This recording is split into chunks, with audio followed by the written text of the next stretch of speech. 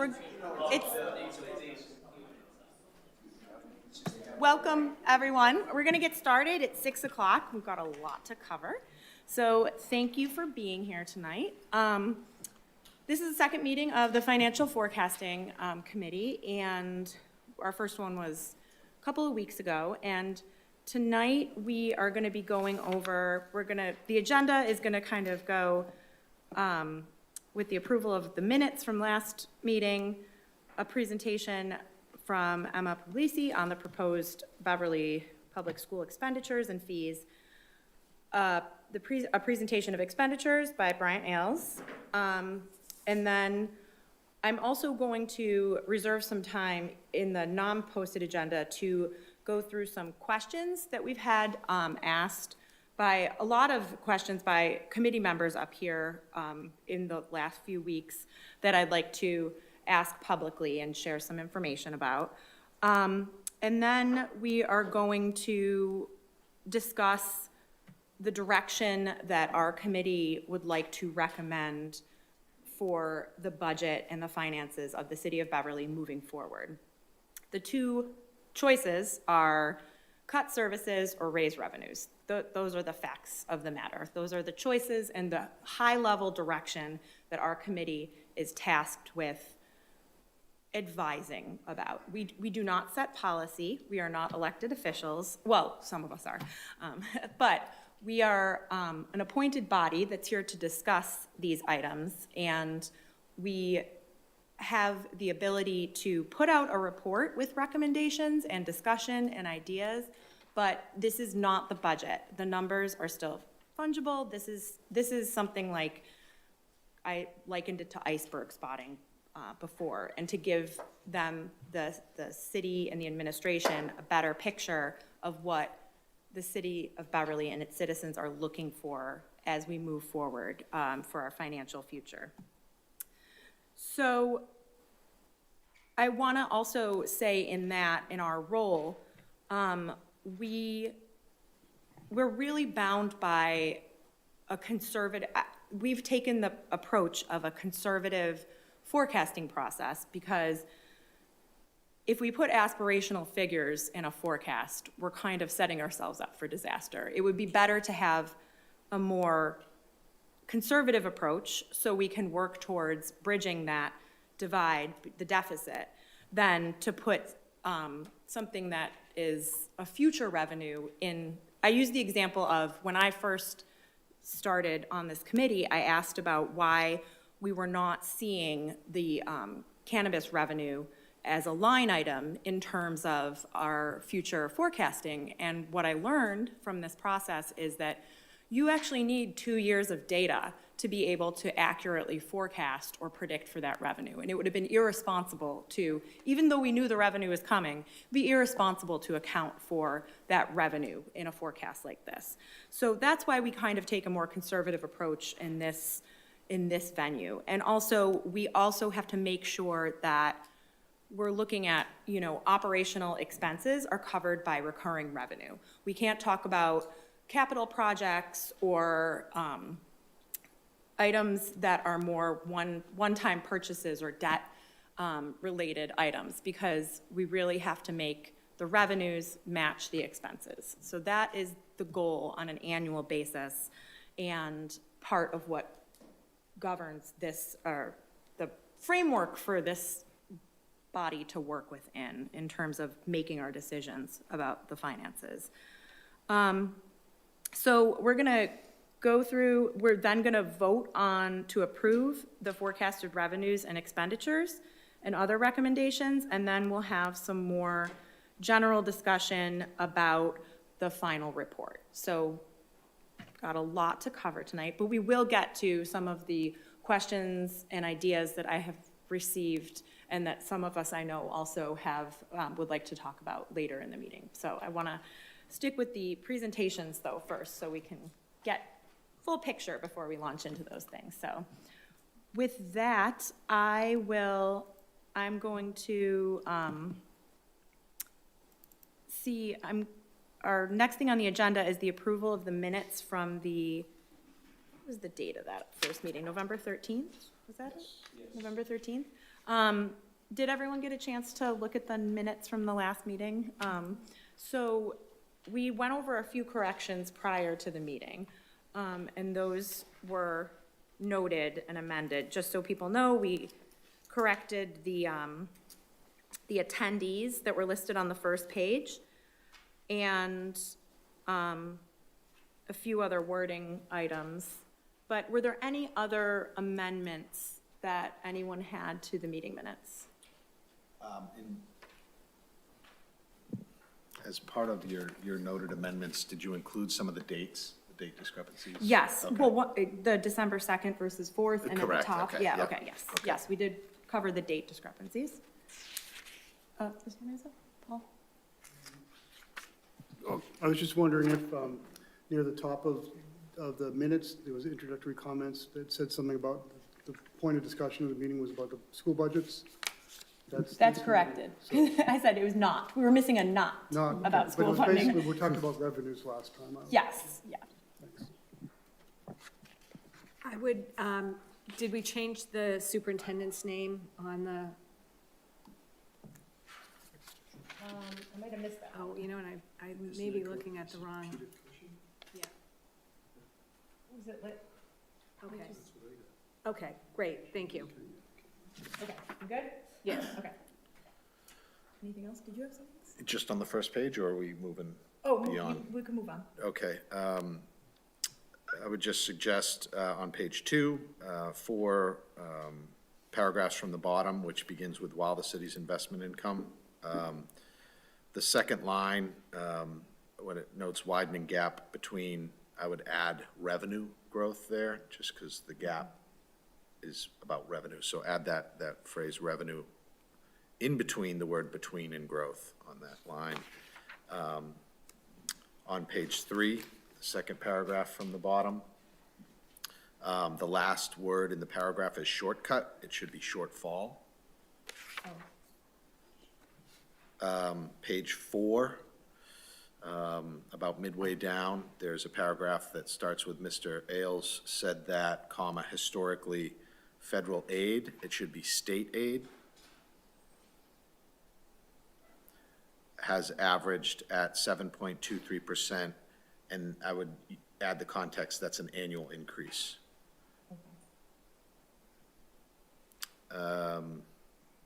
And then the next paragraph, still on page 4, Beverly Public Schools Finance Director Emma Puglisi said that the schools are experiencing growth for the fiscal year with an additional 133 additional. I think one of those additionals need to be struck. And that's all I had, other than the dates. Sorry to be No, that's. particular. That's why we're here, no?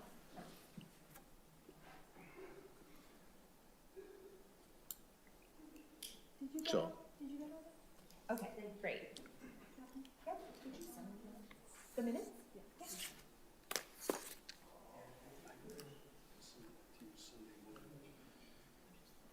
Let me see. Okay, does anyone else have any other? Oh. Any other edits to the meeting minutes?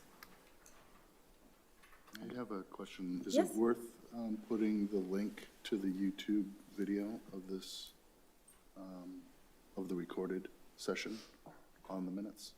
On the minutes? Oh, like at the bottom, like a Yeah, hyperlink? yeah. Yeah, if we can upload, when we do upload the meeting minutes, we can include the link to the BevCam recording. I think that's a great idea. That's a great idea. Yeah. Then we can have all people direct, yeah. Do you want me to send it?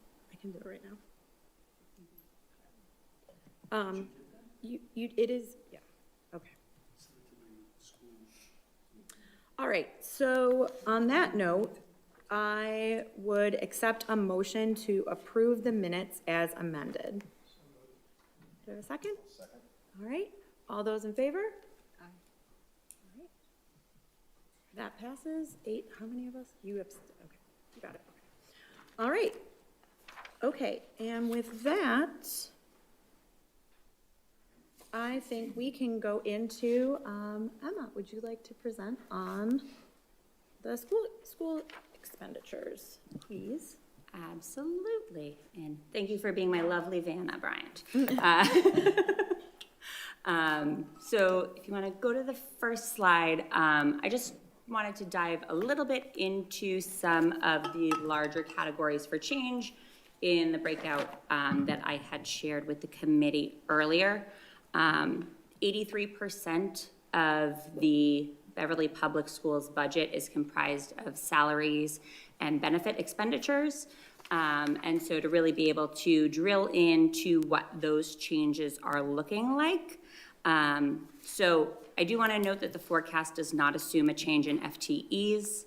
That would be a policy decision that would be brought forward by the superintendent to the school committee during the budget cycle. And so again, given that this is a forecast and we're going to assume a going concern and just continuing forward with that lens, I just want to note that that is not part of this, though when we do move into the budget process, there is the possibility that FTEs would be reallocated or as additional needs are assessed, things might change. So again, I just wanted to note that that was an important assumption as we moved through this.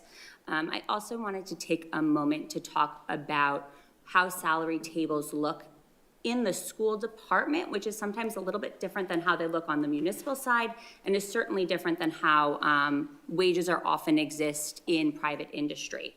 So on the school department side, we have, especially for our Unit A partners, which are our teachers, it includes, the conversation usually includes steps and lanes. And so steps are a recognition of years of service teaching, and lanes are in reference to the number of credits earned in an educational milestone. So that's how those get awarded. Staff have the opportunity in any year, based on where they are on the scale, if they are not yet at the bottom step, they have the opportunity to progress through the steps, but also have the opportunity to move lanes, which result in additional salary increases beyond COLA for both stepping and for lane changes if they have taken additional continuing education, master's level credits, they can move in more than one direction. And so we often talk about the COLAs that exist on our employee contracts, but for folks who are moving either through steps or through lanes, that COLA is compounded by those impacts as well. And then just a breakout of sort of our FTE allocation. So our Unit A, again, our instructional staff, that is our largest cohort at 464, we'll round up for ease. We have administrators and directors that are 19. Unit C is our paraprofessional staff. We have 144 FTE, and then all other employees. And that is everything from our custodians to our clerks to our bus drivers to our lunch monitors to our crossing guards and to our principals and superintendent and things like that. So I just wanted to share a little bit of insight into that. And then next slide, please. And Emma, you said 83% of your budget is comprised of costs related to these FTEs? Yes, so between salaries and benefits, that's 83% of our budget. And so then the next large chunk of that is our health insurance, other insurance, and benefits. So of our 900 individual employees, roughly 725 of them are eligible for health insurance. Our current enrollment is 543, broken out as you can see up there. The average cost to the district for an employee plus a family plan is about $28,000 this year, and it's about between $11,000 and $12,000 if they're just an employee.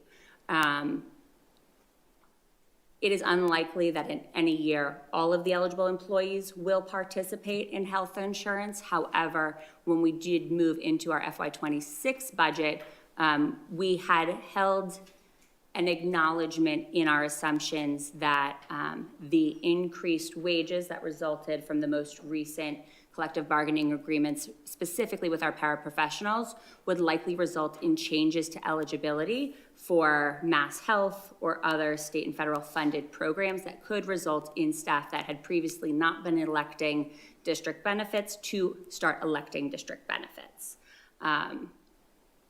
And I would continue to hold that assumption as we move forward, given the uncertainty of how changes at the federal level to Medicaid and Medicare eligibility could translate into our existing employee pools. And then in my forecast, I had assumed a 6% annual increase.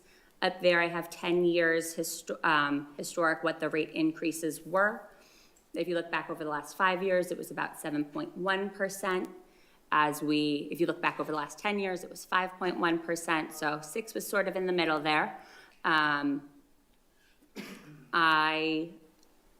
also want to acknowledge that, right, so the city works very hard with a consultant to set those rates for us. We do have the benefit of being self-funded, and that has significantly reduced, I'd say, our costs relative to some of our comparable peers. I am curious to see what our rate increases will look like in this upcoming year. My understanding is that there are changes to what health insurance plans are going to cover. Most significantly, weight loss drugs are likely to no longer be covered. My understanding is that was a very substantial cost to plans, not ours specifically, but just as sort of a blanket statement for health insurance plans. And so what that reduction in coverage might translate to, hopefully, in increase savings to increases is, again, why I felt like that 6% was safe and probably, hopefully, accurate figure. Next slide. And then, of course, we talk about this every time we talk about budgeting and financial forecasting, and that is our out-of-district tuitions. And so those are special education tuitions for students who attend special education programs outside of the Beverly Public Schools. There's a division of the state government called OSD, which is the Operational Services Division. They set the increase annually that private schools can charge. That is different than public consortium schools like the North Shore Education Collaborative up the road. And this is based on the overall increase that they are seeing on their indexing for health and human services related cost increases. But that also does not include something that's called program reconstruction, which is the opportunity for special education programs that have had substantial changes to file for basically program reconstruction with DESE and OSD to be able to raise their rates more than the OSD increase. It's also important to note that these are compounding increases. So in 2024, when it went up 14%, and then it went up 4% the next year, that was 4% on top of that already 14%. So these are some substantial increases, and again, noticeably since 2014, substantially higher than the 2.5% that we would expect revenues to increase, and even beyond the 3% that is generally considered conservative. Additionally, so that while the forecast does not take into account any new or substantially different placements for students placed out of district, that's why the forecast percent assumption is higher than just that that OSD rate increase. And this is another one of those things that as we move through the budget process, we are likely to see variation on relative to what's presented in the forecast, as our special ed team works very closely looking at, existing IEPs, looking forward to see what might be going on. It's also worth noting that any student who has an out-of-district placement on an IEP signed by a district who moves into Beverly before April 1st becomes the fiscal responsibility for the district in the next fiscal year. And for collaborative students in collaborative placements, they automatically become our fiscal responsibility. So really up until April 1st, we could see substantial swings resulting from move-ins. So that is just something that we acknowledge that right now is a little bit too early to have that crystal ball to be able to really reasonably say this is where it will be. And again, that's why we use an assumption higher than just that OSD increase. Do you mind if I just add something to that, Emma? It's more of a question, but Absolutely. I know that some of these placement costs can be very significant. So when you talk about the unknown of someone moving into district, that can really kind of swing this budget wildly outside of what we would typically forecast, right? Yes, so right, collaborative placement can range anywhere from about $50,000 a year to $120,000 a year. And a private placement, if it's a private residential, could be as much as $400,000 or $500,000 for the year. That is the responsibility of the district. Yes, please. And so there was also a request for me to talk not just about the expenses, but also about some of our revenues as they come into the schools. So I wanted to take this opportunity to talk about both the fees, which had been specifically named, but also to acknowledge some of the other funding sources that are benefit the school department. So over to the right, that graph just shows what our revenue source mix is. And so that orange is municipal funding. The dark blue is our Chapter 70 state aid, and then the rest is sort of things that fall into that other category. That purple there is our National School Lunch Program. That's a federally funded program. And then we have some federal grants, some state grants that I don't even really think got a color because they are so minimal, and then our revolving funds. So I just wanted to share that and have the opportunity to talk a little bit more about them. So next slide, please. So this is a chart of what our federal entitlement grants have been over the past few years. Federal entitlement grants are forward funded. That means that as the federal government settles the FY26 federal budget, that will determine our local FY27 allocations. The federal budgets that are relative to these grants were not among the lines that were settled during the government shutdown that just ended. They're now on continuing resolution, and hopefully we'll have more insight into what these figures might look like before January 30th, which is when that continuing resolution ends. Otherwise, it will still be in sort of hanging in the balance. At the federal level, the president had made a budget recommendation for the federal 26 budget that reduced a number of these grants. The president does not actually have a say in that, right? The Senate had voted to level fund these, and the House, unless I got them switched, had voted to reduce a number of these. And so what I am hearing from state agency partners is right now the expectation for FY27, given how far we are, our FY27, given how far we are into this, is unlikely to significantly reduce those amounts, which is good news for us, mostly citing that that would be trying to make policy change via the budget. And it doesn't seem like there might be a lot of appetite for that. But I also stand to be corrected because we will see how it all plays out. And so right now, these are largely things that we don't have an immense amount of insight into.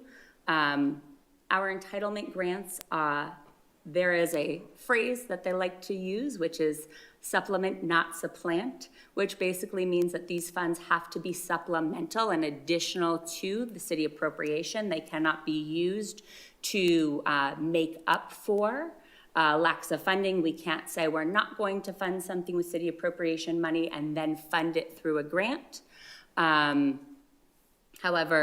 I would also, out of the other side of my mouth, say that once you have something, it becomes sort of ingrained into who you are and the sort of how you do business. And so even though they are supplemental from the perspective of they've only ever been funded through the grant, they would similarly, I feel like we would argue, they are an integral part of the Beverly Public Schools and how we do business and how we deliver services to our students. Dave? I mean, these different grants, they are in essence tied to groups of student need, correct? Correct. So the fluctuation might be reflective of the population changing from year to year, correct? Yes, exactly, yeah. So the fluctuations that you see are largely the result of fluctuations in the population. populations. And that's largely it. And so again, sometimes there's small changes on the, the state side of how they allocate it to, because again, the federal government allocates to the state, and the state then allocates that pool of money out. So again, if our population changes, it's also a function of how the populations in districts across the Commonwealth also change. Next slide. Thank you. And so then revolving funds are sort of the other big piece of that pie. And so our revolving funds are either funded through state reimbursements, such as circuit breaker, and school choice is sort of a hybrid, or fee collection. And so user fees, which are fees charged for participation or services that benefit the paying party. That would be things like our facility rentals fees, our preschool tuition, our athletic fee. So that are those. I do want to make it very clear that similar to how federal grants do have stipulations about how those funds can be used, Mass General Law governs the administration of and the allowable uses for revolving funds. Namely that the funds can really only be used for the purpose in which they were brought in.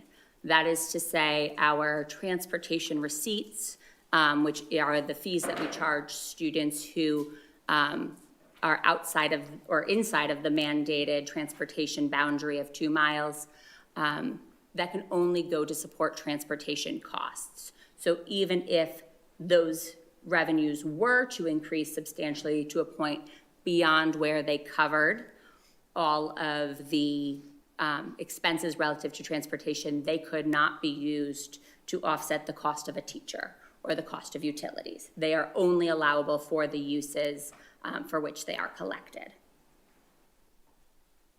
To that end, because a lot of the fees might be part of the puzzle in that we're trying to solve, could you speak to how much is the operating budget subsidizing in some of those categories, like transportation? How much, if the fee is currently $350, I think, it takes the bus, but it only takes one way, so it's half of that. So if you could speak to how much is being subsidized, like what would that differential, we talked about the trash fee, goosing it up to like the correct amount that's not being subsidized, so.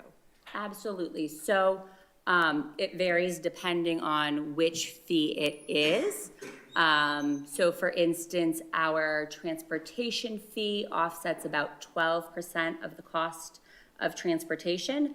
However, again, we are required to provide transportation for students who live more than 2 miles from their school, and for a handful of other reasons. And so about 50% of the students who take the bus are mandated, and about 50% of students who take the bus are fee-paying, non-mandated students. So at best, we could really reasonably only raise the fees to a point where they're covering 50% of that cost. Similar with our preschool tuition, it covers, I believe, about 20%, give or take, this year. And our preschool is an integrated program. It's required to be by state law, which means that more than half of the students have to be peer students, and the remainder of the students are special education students. And so the peer students pay a tuition, and the special education students do not. But again, because we are required to provide an integrated model, we are required to have peer students. And so consideration into, as we look at our preschool fee, is not to raise it to a point where it is beyond the tipping point where peer students may not elect to come and participate in the program, therefore making us not able to meet our obligation of offering that integrated program.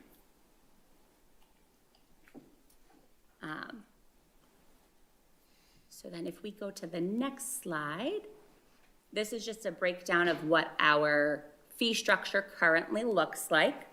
for this year. So our athletic fees vary based on which sport students are participating in and at what level.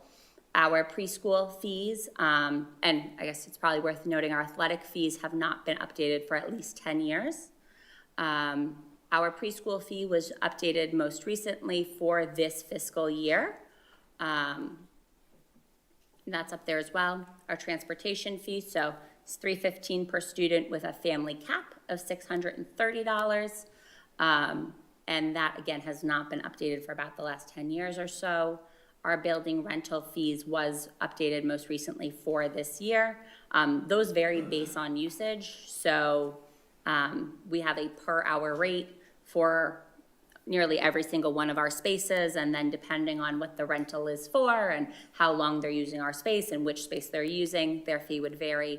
And then our non-resident tuition was also most recently updated for this year to that $21,150. And this is notably different than school choice. So non-resident tuition is really for our international students who come and join us at Beverly High School. And this is tied to what our per pupil expenditure was for FY24 when we had brought that fee forward. Next slide, please. And then I did want to talk a little bit about Circuit Breaker. So Circuit Breaker is a special education reimbursement program offered by the state.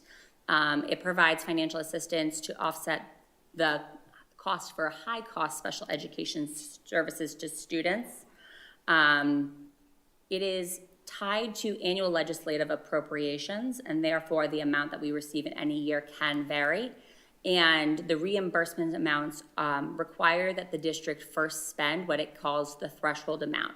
And so the threshold amount for this fiscal year is in excess of $53,000. And really what that means is that the cost of providing in-district services for any one of our students never really trip that threshold.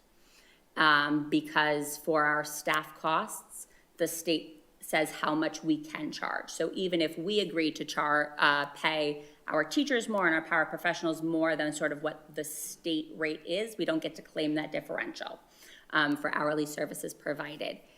So really what this means is we are submitting for reimbursement for out-of-district tuitions and transportation costs.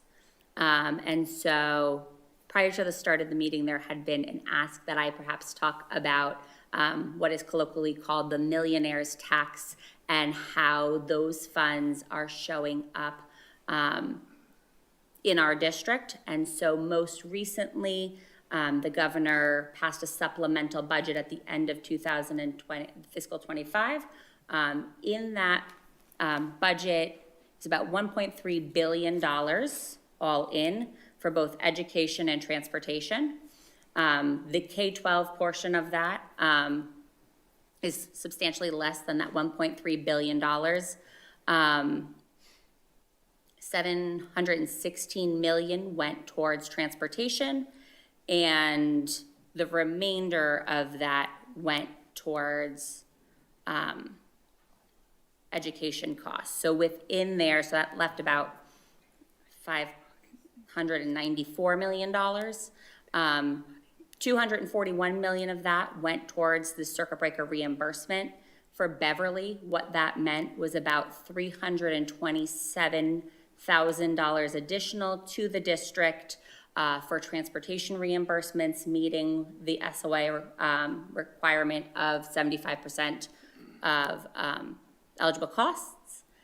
And the remainder of it went to things towards CTE, workforce, high dosage tutoring, and some higher education initiatives. So what that has meant really for Beverly Public Schools tangibly at this point in time is really that $327,000. And with the hope that our FY26 claim, when we see that come through, will also be at a place where they have given us 75% of transportation costs. Those rates have not yet been decided. So really what happens is in July, we submit our reimbursement claim. The state goes out and audits a selected number of districts, of which Beverly was one of the lucky ones this year as well, during that process, they go through and they make adjustments, either up or down. So if you underclaimed something or overclaimed something, and then they see at the end of those audits how everything shakes out, and then they divvy up the funds. And so they are still going through that audit process, and so we don't have the divvy of the funds yet, but we do generally get them around this time. So we're hopeful to see that hopefully in the next coming weeks. Yeah, if I may, thank you, Madam Chair. Quickly, just to clarify, the $1 million, the millionaire's tax, we'll call it, you're right, transportation, education, but I want to be, I'm pretty sure I'm right at this, I hope you clarify. My understanding, the education also incorporates higher education. Yes. Could you just speak briefly? I want the public to make sure it's not just K through 12, the colleges get it as well. Yes, and so you are absolutely correct, right? So when they talk about education, it is K through 12, higher education, and also career and technical education. There's been a large push at the state level for career and technical education, both at the high school level, but also at that sort of continuing education level. And so it is, there have been lots of conversations in, among professional groups and with state partners relative to how those funds are being dispersed and the perhaps perception that the K-12 education is not seeing the percentage of it that it perhaps would have hoped. Thank you for that, and that's everything I've researched is spot on. I just want the public to understand not a lot goes to K through 12 out of that millionaire's tax, so thank you. I understand, though, from reporting in August that the funds that the state received were substantially greater than what the governor used as the, as that number in July. Is there an update on that? Will there, because those monies came in the prior year, is there any plan, do you know, to update? Not that I'm aware of, but again, I do know, I have heard, again, in passing conversations, that again, that is part of the money that the state might be looking to make up that $680 million revenue shortfall that's expected this year on the state side resulting from changes to federal funding. So it was not wholly appropriated. I have not heard anything specific to what might be in a supplemental budget. But again, it could be some of those things. Oh, yeah. Hello. Happy to be lurking on the side.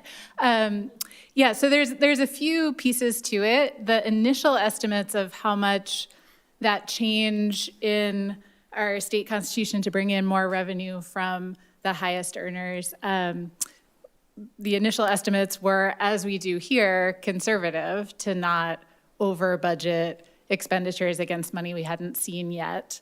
And in the first set of collection, the revenues have been significantly higher than projected. And so in the past fiscal year, some of the priorities that were initially budgeted were things like expanding access to community college, making community college free, and really sort of the vision all along was to make additional money available for additional things in education and transportation. And as was stated, that's sort of all forms of education needed by residents in Massachusetts. So yes, as more money came in, it has been part of multiple supplemental budgets, and this year, those supplemental budgets may be able to provide new additional things, or may be backfilling other types of revenues, like impacts to our regular tax collection from changes in the federal tax code that were just passed. So that's all in the works right now, but I think it will be sort of a continual process, as it has been the last couple of years, and the stated goal has been to continue to expand what's possible at the state level. So that includes being able to fully fund the Student Opportunity Act commitments and do more for municipalities, but it also has meant making higher education and career and technical education more accessible. Okay, thank you, Hannah.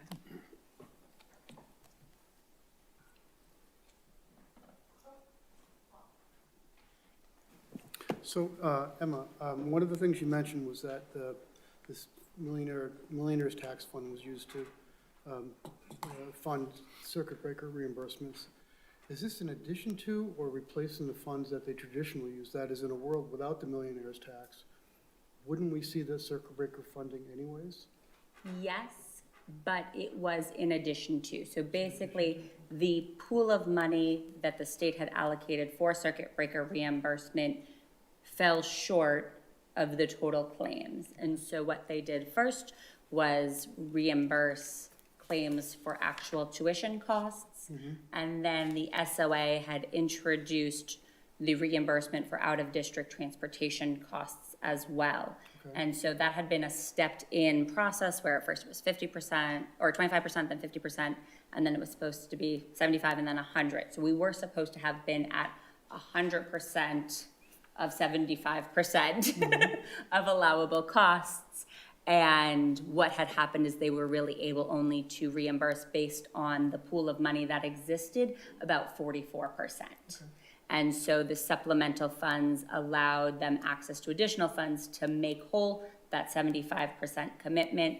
And that's where that $327,000 came in. So then, would it be fair to say that this supplemental funding source, some billion plus dollars, it didn't really fund anything new in our district? Correct.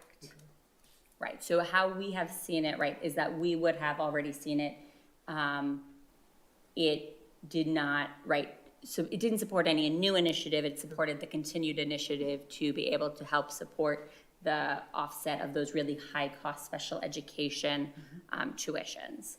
It is also notable as you look at the forecast projections because of the timing of those funds. So circuit breaker comes with a whole bunch of rules, one of which is that you can only carry those funds forward 1 year.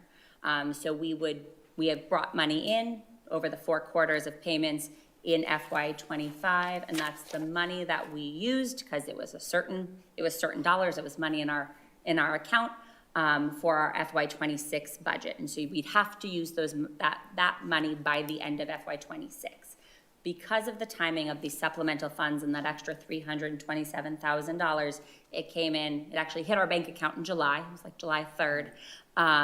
The state has given us permission for that chunk of funds only to not have to use them by the end of this fiscal year, but by the end of next fiscal year. And so, because again, we had built our budget assuming that we were going to end with what was the original reimbursement amount, in my projections for the forecast, I had included using that money to help reduce the burden in FY27. So again, what we'd have reasonably assumed to bring in plus that extra bit. So that is a portion of that as well.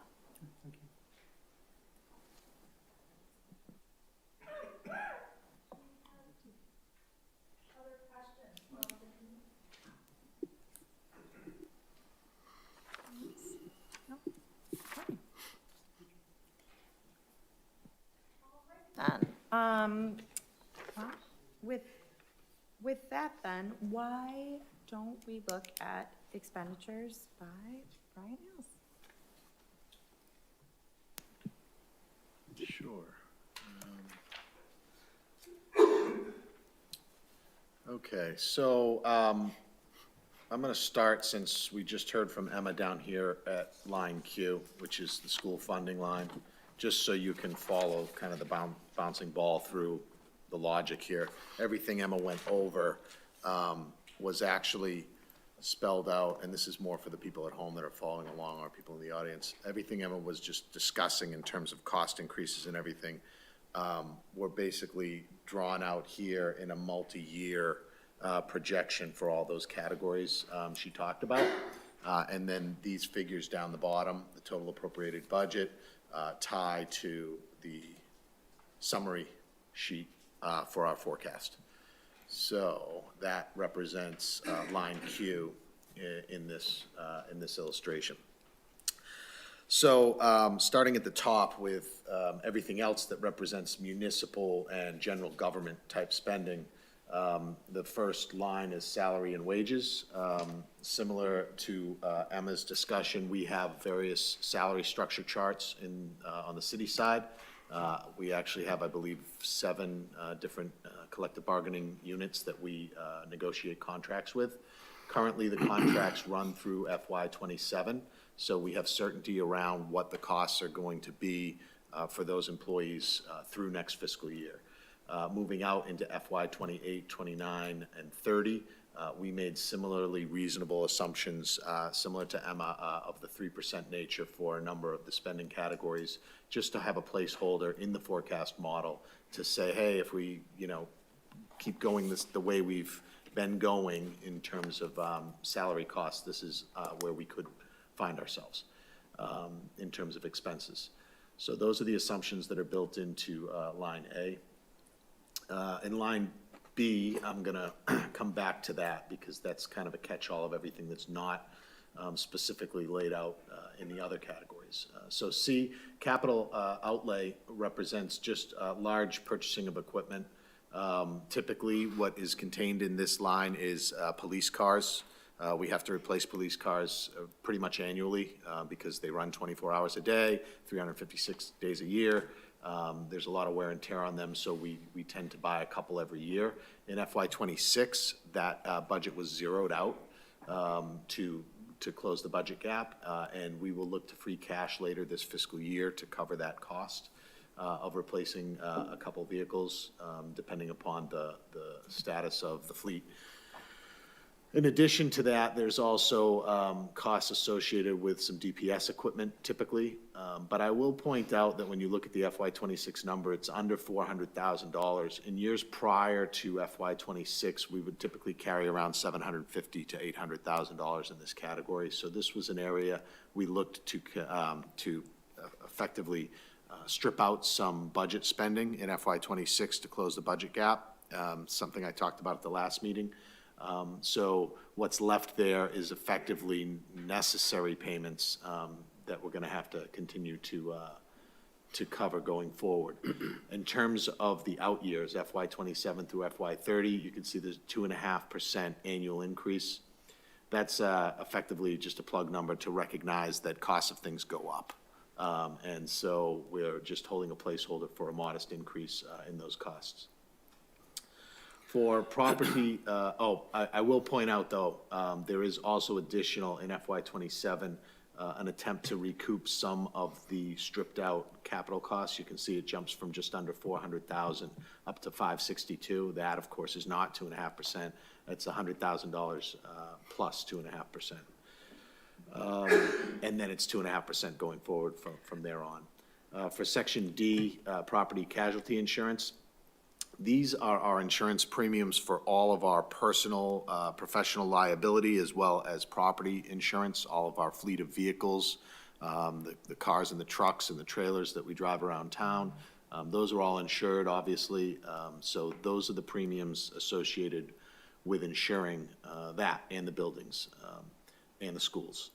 So that historically, more recently, in probably the last 5 years, I believe, I took a snapshot of, the premium increases have been around 7%. So we attempt to carry that typical annual increase going forward. Remember, this is a forecast, so it basically assumes no policy changes. This is certainly an area that we're working with our insurance brokers to try to get creative with structuring some of the premium structures or the deductible structures to see if we can get better premium rates going forward. It may expose us to some additional risk, but that's a balancing act we're going to have to at least do the exercise with in the near term, within the next month or two, to see if we can get some savings there. The sanitation line, I expect we'll probably have a little bit of discussion around this. This line represents the amount of money that is derived from the general fund. So it's primarily from taxes, as well as motor vehicle excise tax and other non-property tax-related revenue streams that we went over last meeting. But this number represents the amount of money that gets transferred into the sanitation enterprise fund. An enterprise fund is a standalone cost center that all of our costs related to trash are paid out of. And so to fund those expenses, we have two sources of revenue. We have the fees that are collected from property owners and deposited into that cost center to cover the expenses.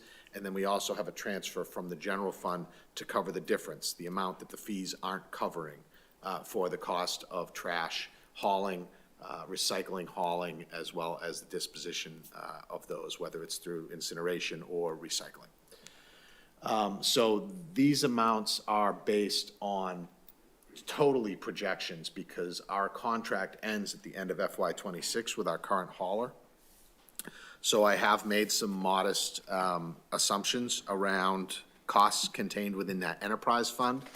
And then as a result of those increased cost projections, increased the amount that the general fund will need to transfer in to that fund to cover those expenses. So the assumption here, and hold on one sec, Karen, the assumption here is that the fee remains the same as it is now. So if there is some change to that fee, that's not reflected here, so. I'm wondering if, for purposes of clarity, including in this line, perhaps for each FY, in parentheses, would be the amount that is collected under the trash fee, so that residents can actually understand what the total cost is. Because if I'm understanding you correctly, the cost is not this amount here, but it's this amount plus what is collected. Yeah, that's true. I'm going to hand out a sheet now. Dr. Silva was kind enough to send me a request earlier that I looked at earlier today, so I wanted to bring these so that we could at least have them in front of us. Sorry I didn't get them out electronically before the meeting. Effectively, the cost to administer our trash program here in the city is just under $4 million. In FY '26, it's budgeted at $3.926 million. That's the shaded column in there. Of that $3.926 million, 1.270 comes from the fees. The rest is supplemented from the general fund and transferred from the general fund, as well as some other less significant revenue sources, like if someone's late on their trash fee, there's some interest that's charged and things like that. So this gives you a more thorough breakdown, Karen, that will help you kind of get a sense of where the costs are, where the cost drivers are, as well as where the revenues come from. On this sheet, I want to point out the assumptions that I'm carrying, because you may feel in your knowledge of contract negotiations for trash haulers, they may be reasonable, they may be too low. So for the curbside pickup component of our cost, I included a 4% annual increase. Historically, that's about what the curbside pickup cost in an existing contract escalates at, 3 to 4%. So I carried 4%. On the compost site costs, I'm assuming an increase of 8% there, because we've received feedback that the portion of our contract with Republic that covers the cost of that compost site is wildly low, and we've looked to other municipalities that operate similar sites, and we agree it needs to come up, and most likely in the next bidding of the trash contract, it will have to come up. So I've layered in an 8% annual increase. And then the other piece that I've adjusted for is the incineration costs. We incinerate about 12,000 tons of trash, solid waste, every year. And that rate, I have increased it 3.5% annually. That is roughly what it has been on an average basis over the last two contracts. So it may or may not remain constant. It's possible that there is changes in the markets that aren't reflected here that may show themselves when we go out to bid for a new trash contract. So that's a lot of data to digest, I know, but I guess the takeaway is that without any policy changes to our current structure, these are the costs that we anticipate given the assumptions that I've just laid out for you. Are there any questions about that? Yes. I was just curious if you could share, so as an enterprise fund, right, if there is retained earnings at the end, they get a certified fund balance similar to how we have a free cash, certified cash, free cash number, what they use that certified balance for. Is it, you know, for offsetting? Is it for, you know, we save that in case our fee collection doesn't come in the way that we want to? Just sort of how have we leveraged that in the past? Yep, great question. And this is true with all of our enterprise funds that have retained earnings at the end of the year. We do both of what you suggested. We look to a portion of it, and depending upon the fund, we'll look to a portion of it to offset costs in a future year and thus reduce the potential rates that we charge for water and sewer example. But in this case, what it would do is it would be able to reduce the amount of money that gets transferred from the general fund and has to be budgeted at the beginning of the year. Now, keep in mind with these, all of the enterprise funds, they're forward-looking, so we're making estimates on usage, right? The sanitation enterprise fund is a little simpler because the fee portion of it doesn't really fluctuate. It's fairly constant. Every year it's about the same, 1.27, 1.275. So that doesn't fluctuate. But with our other enterprise funds like the water and sewer, we don't know whether it's going to be a drought year or not, but yet we've got to look a year in advance and say, how much water are we going to pump through our pipes? And you set the rate based on anticipated water usage. So there can be years where the anticipated revenues don't materialize the way you thought they would. So you have to leave a balance in the retained earnings that is enough to cover any potential revenue shortfall and not drive the enterprise fund into a negative situation. I'm looking to Mr. Perry because he used to regulate this for the state. If I, just to help you a little bit too, that's a great question, I agree with that. Just so that the public and yourself knows, when Mr. Ailes received his balance sheet from the Department of Revenue in terms of solid waste, retained earnings was certified at $303,981. So I just wanted to make sure but that's a great question, and he consistent, everything he said, right, they roll it back, they try to offset rates, they keep it in there, and there's, I think but for the public, these retained earnings must stay within the enterprise fund, they can't go outside it, so that 303 has got to be used for trash. So we will use a portion of that. For example, in FY26, we had a certified balance the previous fiscal year of about 200,000, and we used 100 of it to offset the general fund transfer and left 100 in it as a balance. Thank you. Other questions about sanitation? No? Okay. Moving on to F, health insurance. So Emma touched a bit on this, and it's funny because I looked at some similar numbers and came up with similar averages. The only difference, Emma, with some of your numbers that you were quoting, those are based on premium increases, right? So there's two ways that we look at this. There's the premiums that get fixed, but there's also the actual healthcare costs. So we're self-insured in the city. So what that means is we pay the doctor bills directly. So we have to set premiums in a way that ensure enough revenue comes in to cover future expenses that we anticipate for healthcare costs for all of our employees, school and city, as well as all of the retirees, school and city. All right, so what we do is we have a trust fund that is held aside from the general fund, and all the premiums that get paid get deposited into this trust fund. And then as the bills come in for healthcare, the trust fund pays those. Similar to an enterprise fund, it's held in trust, and it's also highly regulated and basically scrutinized at the state level because it's one of those funds that can fluctuate very rapidly when healthcare costs begin to spike. So what we do here is we have some insurance in place. It's called reinsurance and stop-loss insurance. And what it does is it makes estimates on future healthcare costs, but it puts in place these kind of umbrellas over the costs to cap them. And it's $1 million a year that we pay for this reinsurance, and it basically limits the maximum exposure that we can have in any one case to, I believe it's 175,000. So if it goes over 175,000, the reinsurance covers that cost. So it limits our, our exposure in terms of wild fluctuations in a given year that can really cause havoc to a fund that you're trying to project, constant trends on.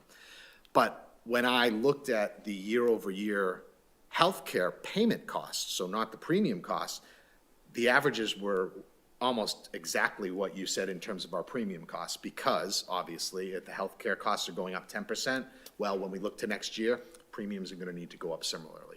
So we did see a very similar trend that you noted, Emma. For the assumptions that we baked into this version, keep in mind, Emma did hers, I did mine. We probably should have coordinated on this.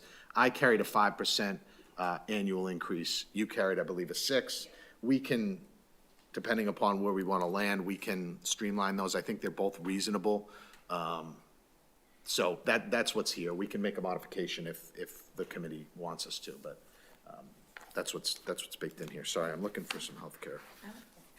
And I think part of, and correct me when I'm wrong, because I certainly don't want to be speaking out of turn, but I also, because the city side figure also includes the retiree portion, that perhaps there's a little bit more flexibility in some of those structurings on the retirees that give you a little bit more space than we have for where the school department only holds active employees. So yes and no, Okay. all right? So there's parts that help us and parts that hurt us, Counselor. So because some of those retiree programs aren't self-insurance programs, we just get fed a bill, and whatever the increase is, we have to eat. Whereas for the self-insured programs, we have the luxury of buffering when we're able to with the trust fund balances. So there were years where we had a trust fund balance that we felt should be awarded back to the employees in kind of a premium reduction. And so we've done that historically. You don't have that luxury with the structured programs because we just get fed the rate. So that's the bad side to it. The good side to it is that in FY24, when you talked about that 16% increase, we felt that on the premium side as well, but we were able to restructure our prescription drug program, Medicare D program, for the retirees. And what that did is it drove down the outlay costs that we were paying for that, and it put it into a Medicare D plus program under the federal government. The program was effectively the same, with a few kind of trims around the margin. Very few retirees were affected by it, and it saved us over $1 million annually. And so we were able to use that to buffer, and ultimately what that did was it allowed us to produce a balanced budget that we were able to support the schools and their large premium increase because they don't have that luxury, but we were able to shelter some money over there to help with that larger increase. Was that what you were referring to? But that exercise has been done, right? So last meeting, I talked about the things we had done to kind of squeeze more juice out of the lemon, and that was one of the things we did. And so that doesn't exist anymore. We can't get more savings out of it. It's been done. Thank you. Brian, I know that you probably have an excellent answer for this. The city is self-insured because that makes the best fiscal sense for the city. I'm trying to understand, the city pays the bill that the medical provider presents at the face value? Because. No. Okay. We hire administrators, All right. Blue Cross and Blue Shield and Harvard Pilgrim, to administer the Got it. plans on our Thank you. behalf, but they go through the scrutiny, and then Got they it. send us the Thank you. bill, and we pay the bill after they okay it. Yeah, that's really not my expertise to be able to Well, I scrutinize that just, stuff.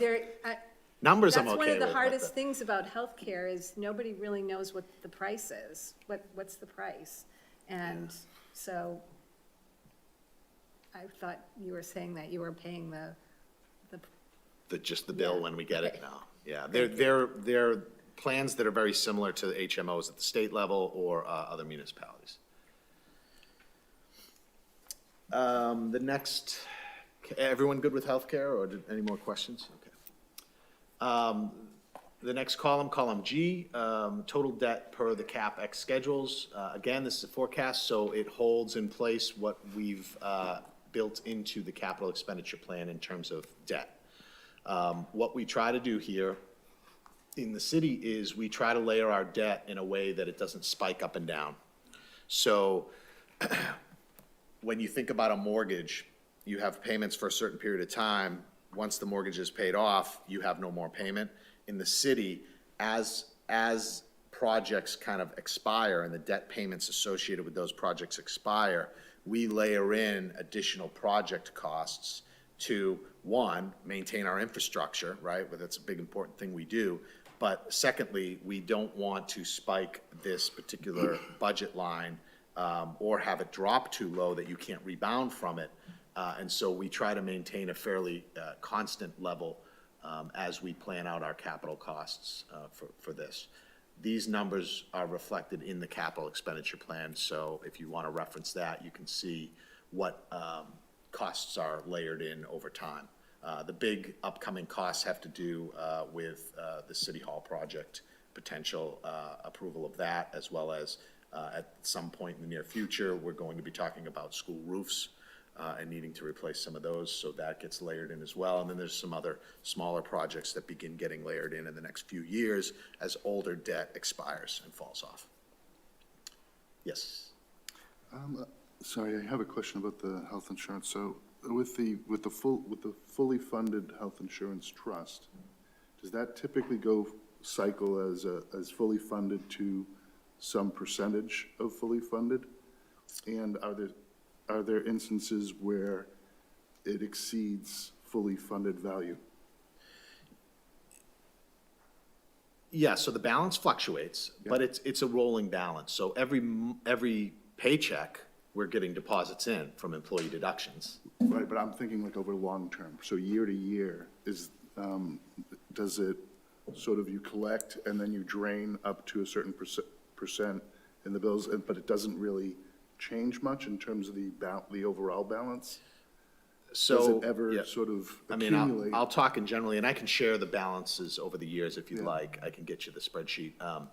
But if you look back 10 years ago, there were years where more was collected than went out. Right. So the balances begin to grow, and over 2 years, if that happens 2 years in a row, we'll release kind of the valve and let some of that bleed out through a rate reduction, or there were years. So that's what the rate reduction comment is about. Yeah, there were years where we actually gave a 1-month premium holiday to employees, right? So we only collected 11 payments instead of 12 from them for a premium year.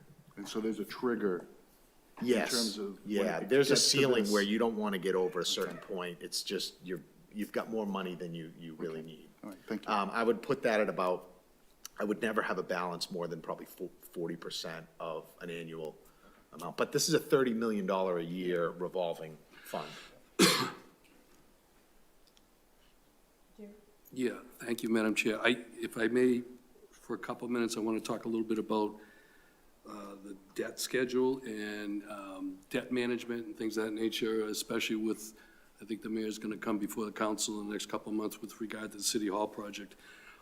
When I got here around 2017, Mr. Ailes and I spent 6 months almost looking at debt management and trying to see better ways to do the projects and finance some things of that nature. And as I'm sure many of you have been here a long time, you knew prior to that we had a serious struggle, as an example, just trying to build a police station. And that police station was probably archaic back in the 1970s. And so we spent a lot of times working with the council, the mayor at that time, and we incorporated some new thoughts in terms of how we would handle our debt management, as well as the utilization of how free cash was used going forward. And I thought we got pretty creative. Because of that, we were able to do the police station as an example. And because of that, we were able to incorporate funds for the central fire station. We were able to make sure we could pay the debt on the middle school, which was a little prior to that, but we layered that all in, and it kind of worked pretty well. The mayor and Mr. Ailes every year do their capital expenditure report, and they keep coming in, and we keep modifying and playing it. But going forward, there's been some conversation brought to my attention. As we know, we'll talk about shortly, the challenges with the operating side coming forward with FY '27. People have asked me, can we wait a year to do the City Hall project, or is there, put it off, or is there another? Just a couple of thoughts on that. As Mr. Ailes indicated in our previous meeting, we're a little over 5% of debt in relationship to the overall budget. That's low. You know, from my experience, prudent financial practice, we should get our debt up toward in the vicinity of 7%. So what has happened over the last couple of years, because of the challenges we've seen in the operating side of budgets, we've kind of dropped, you can even see the numbers here from 26 to 27, we've dropped a little bit down to closer to 5% with our expenditures on the debt. And what happens is that's going to start becoming challenging if we don't get it back up there a little bit for our infrastructure. And we were able to do that after FY '19, 2021. That's got us to our police station, fire station, things of that nature. So the question you'll probably see probably in January or February, whenever I think the mayor's going to come forward with his City Hall project, which he's been working on for 3 years here, is the fact that it would be appropriate in terms of financial practice to use, as Mr. Ailes said, layering in the debt as we do that, to bump it up a little bit, because if we keep down to, let's say, 5% of our debt capacity, you're going to go revert back to the way it was 10, 15, 20 years ago, before almost all of us were here, because the city didn't have the financial capacity to fix a police station or to renovate a fire station, things of that nature. So I want the public to be aware of the fact that even though people are struggling with, well, geez, we're going to fix City Hall, but, you know, we're having struggles on the operating side, that's true. I can't dispute that, but we can't ignore, in my view anyways, the infrastructure of the community. And as such, you're going to have this conversation, I'm sure, in a few months, but it makes financial sense in a lot of ways to try to get that debt to an appropriate level. And at least from my perspective, I think it's the right approach. And we've been working on the City Hall project for 3 to 4 or 5 years. It's not something that's new or anything, but I just wanted the public to be aware of the fact of how we've dropped on the capital expenditures, and we need to probably bump that back up to protect the infrastructure of the community, not only for this project, but for future projects as well. So I just wanted to articulate that, Madam Chair. Thank you. So I would just, Jerry, thanks for that. I mean, this is one area of the budget that really worries me, because it's like not hitting us in the face right now, but 10 years from now, if we let this thing drop any lower than it is right now, 10 years ago, this was 9% of our budget. It's eroded now to 5%. If it goes any lower, you're not going to be able to do projects as emergencies arise. These projects are expensive projects, and unless they're the smaller ones that are, you know, under $1 million or $1 million you can look to free cash for, you're not going to be able to do them. You just don't have the budget capacity because it's chewed up in operating costs. So I thank you for saying that. I also want to point out that for those of you that don't know, and I got to say this, Jerry spent decades overseeing all of the municipalities in the Commonwealth and regulating them and ensuring that they were operating under best practices. So when he says something like this, to me, it rings very loud because he's seen those bad cases. He's got the decades of experience that we need to kind of rely on. We're lucky to have him in the community and kind of his perspective on this stuff. So thanks for saying that, Jerry. Appreciate it. Okay, line J. Everyone good with debt? And that's not too often I give you these comments, Jerry, so You're you might want to dwell on it a little bit. You're actually scaring me up here. I want to go back on the bench. Next, we've got retirement. Yeah, so for retirement, we have an amortization schedule that is developed and published by PERAC, which is the oversight agency for public retirement. Can I have one of those before you pass it along? Sorry, I didn't keep one for myself.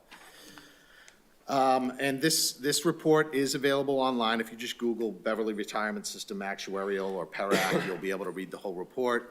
It's thick, it's written by actuarials, so it may be your thing, it may not, but there's a lot of assumptions that are built into these schedules.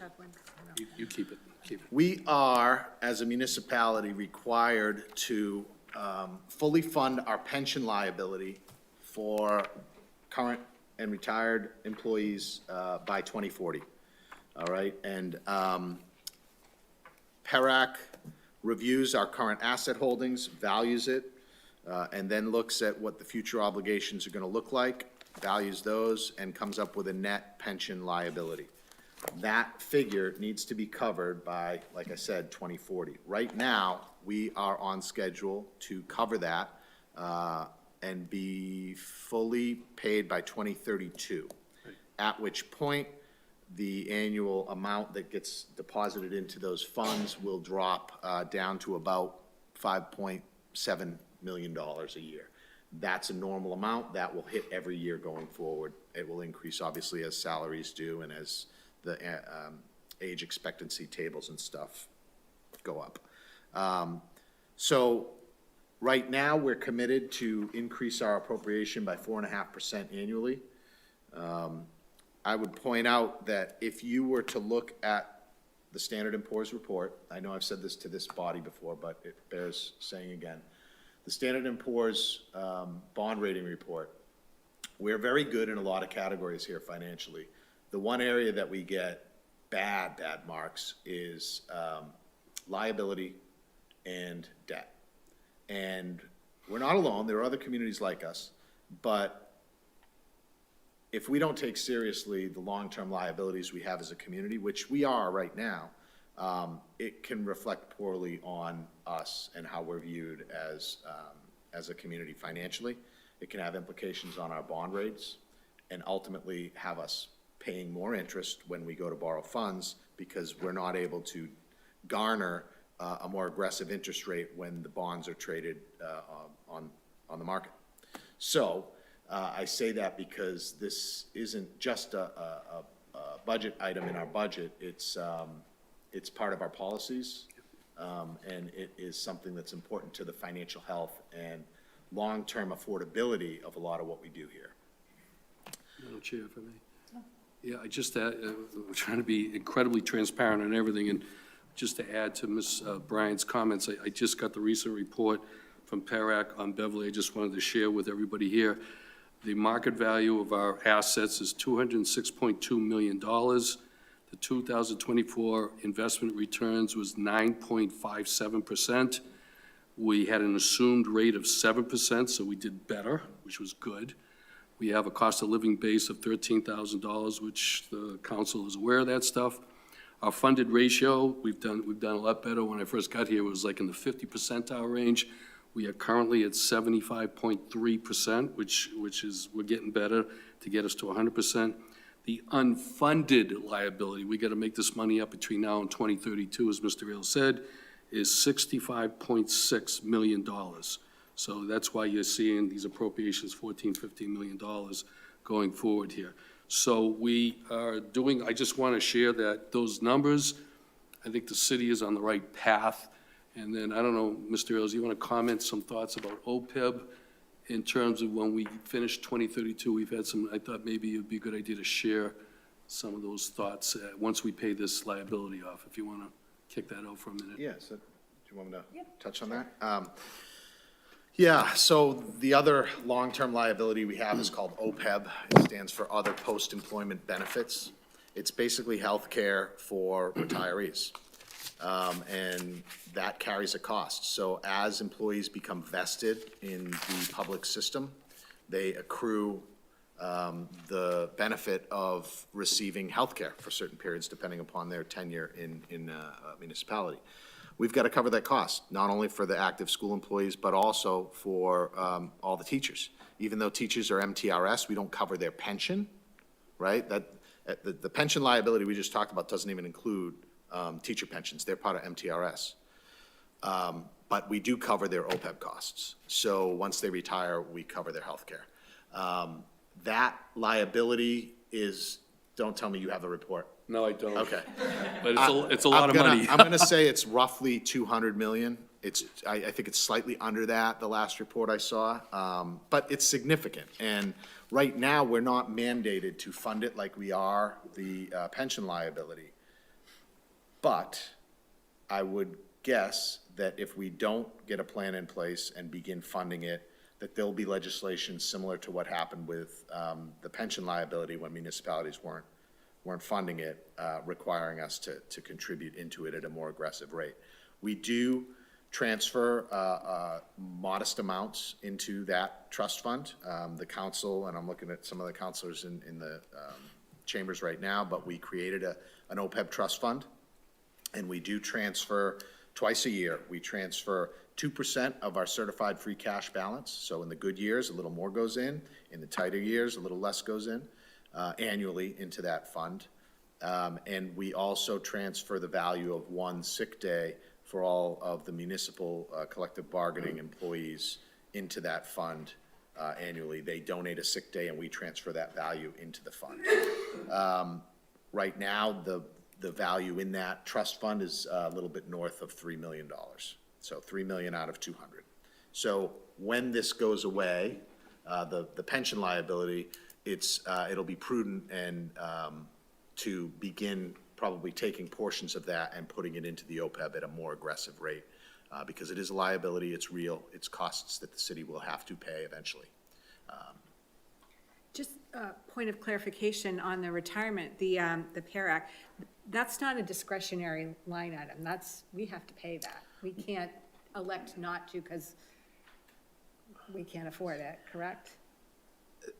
I don't have the legal answer to that, All right. but I can tell you, every time I get on a ratings call, one of the first questions they ask are you funding your amortization schedule at the prescribed amount? And that is, we're supposed to be fully funded by, again, 2033? 2040 is the 2040. legal requirement. We're on target for 2033? Correct. 32. 2032. So, Yeah, if you're There's interested in more, if you go on PERIC's website, you can actually sort by retirement system, so you can see kind of where we stack up. We're in the lower part in terms of our funding ratio. There are some communities that are 100% funded. That's right. And so, we're in the minority in terms of our funding ratio, so. And if I could help you a little bit on the legal part, one of the regulatory things some former director of account used to do years ago, if you don't properly fund it, the Department of Revenue could hold up the certification of your tax rate, which has occurred. Not too many people know that, but so they do, people watch this too, and it's really almost a fixed cost that we pretty much have to pay. thank you. Lots of questions from the peanut gallery tonight. Relative to our pension funding, I was looking to tick and tie the numbers from here to the schedule, and then I remembered that a portion of that gets paid by the Housing Authority, I believe. And then it raised my curiosity that I was hoping that you might be able to answer as to when we had talked last week about transfers from enterprise funds for administrative costs paid by the general fund for things that include administrative support, health insurance costs. Is any portion of that, because those are also pension eligible employees, going towards funding this pension liability repayment schedule? Yeah, so similar to our assessment, which is shown on the spreadsheet here, the Housing Authority gets an assessment for their proportional share of the outstanding liability. Mm-hmm. Any of our other enterprise funds, does that come back through any of that math, or not so much? It does. Okay, It does. fantastic. We do a thorough indirect cost allocation plan annually as part of the budget building process. And what we do is we allocate the costs that are assumed centrally, this being one of them, for the whole. We apportion the portion of that cost that relates to, in this case, would be like water employees and sewer employees, and we actually pull that money back into the general fund, and it actually pays the costs associated with these. That is another area that's highly scrutinized by our audit firms as well as DLS, because there have been some municipalities in the past, not Beverly, that we're getting overly aggressive with trying to recoup some of those costs. And so the allocation plan itself has to be rooted in accounting fundamentals, right? You need to have allocable bases that you're charging these things back for, and it all has to be justified. So, but yes, we do pull that back. Yeah. Okay. OPEB trust contribution, that's just the modest amount that is related to the employee one-day sick time. And obviously, it's increasing proportional to the salary line, because as salaries go up, so too does the value of one sick day. The next one, workers' comp, payroll tax, life insurance, pretty straightforward. All of those are relatively fixed costs, modest increase assumed there of 3.75%. State, county assessments, these come on the, what's called the cherry sheet, and issued by the Division of Local Services. Once the state budget is passed, we get revenues in the form of state aid, but we also get assessments. So they take off the top a portion of that revenue coming in to pay for services that we benefit from. For example, the MBTA gets about $1 million a year from us as a community that receives benefit from their work. We also get assessed for like the mosquito control board for some of their mitigation if needed. The Metro Area Planning Council. There's a few others that are smaller. Some of the larger ones have to do with school choice out and tuition out payments that we pay through these assessments as well. So the FY26 number reflects the approved budget, which I will just note for the record, typically can vary from the final approved cherry sheet because we approve the budget prior to the final cherry sheets getting assessed. So sometimes there can be a slight variance there, but it's usually pretty close. So that assessment comes from the cherry sheet, and then we've just included annual increases based on the historical level of increases that we see in a typical year. Tend to be around 3%, 2% in some, depending upon the charge area. The last one is reserves, column M. So this gets budgeted every year and covers a couple different things. You see it at $710,000, and you see it level funded through FY30. What this covers is it's a pool of funds that we're able to draw from during the budget year related to retiree expenses. So when someone retires, depending upon what collective bargaining unit they're in, they're eligible to receive compensation for their time accruals. Sometimes it's vacation, sometimes it's sick, sometimes it's comp. It depends on the agreement. We have to cover those costs. So those aren't budgeted in payroll in a particular department because we don't know who's going to retire. So we keep it centrally pooled in a reserve. And if it goes unspent, it goes back to the general fund or gets reallocated by the council somewhere else later in the fiscal year. There's also a $200,000 reserve for unforeseen. It's $250 this year? I thought we brought it down a little bit, but okay. I know you've probably wanted to. Sorry, I don't mean to put you on the spot, but. Oh, please bring it up.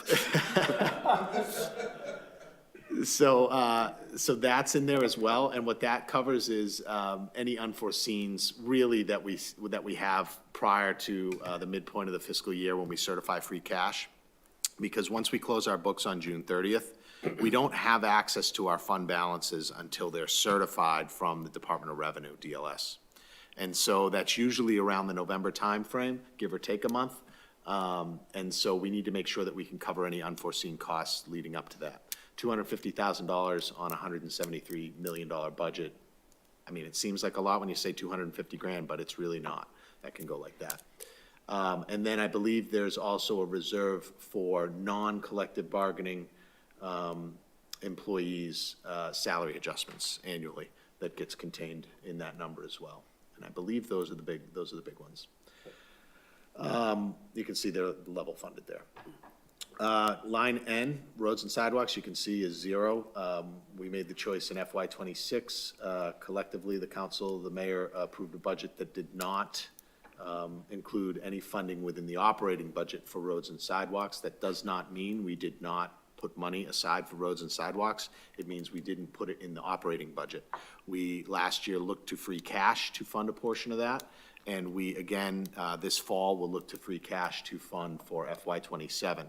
The benefit to doing it that way is you're able to let the dust settle on your variances on revenues and expenses, so you know how much is available, so you don't spend it in advance of it coming in. So that's the strategy that we've continued here because the policy hasn't changed. School funding, we talked about with Emma. And lastly, we have Mr. Manzo with us here, so I'm sure you'll have some comments on it. But what I did here for an assumption is I took the FY '26 assessed value, the $3,966,718. What that represents is a payment to the Essex Tech for the Beverly students that are attending their school. We get assessed that annually. It is based on the previous year's enrollment numbers as of October 1st, and then is divided into the current year's budget to assess out the proportional share of the operating budget over at Essex Tech. So for FY '26, that's the assessed value. For FY '27, and I'm gonna look to you, Paul, if you think this needs to modify at all, I was able to look at October's enrollment numbers and realized there was a variance between the previous year. So what I did is I took the FY '26 per pupil value. Once I got the per pupil value, I added 3%, and then I multiplied it times the new enrollment figure, right? So brought that back up. So it's not a flat 3% increase for FY '26 to FY '27 because we have an increase in enrollment as well. So it went up a larger than 3% amount. For FY '28, '29, and '30, the assumption is that enrollment stays the same. So we won't know till next October whether that'll hold true or not, but I'm sure it can fluctuate.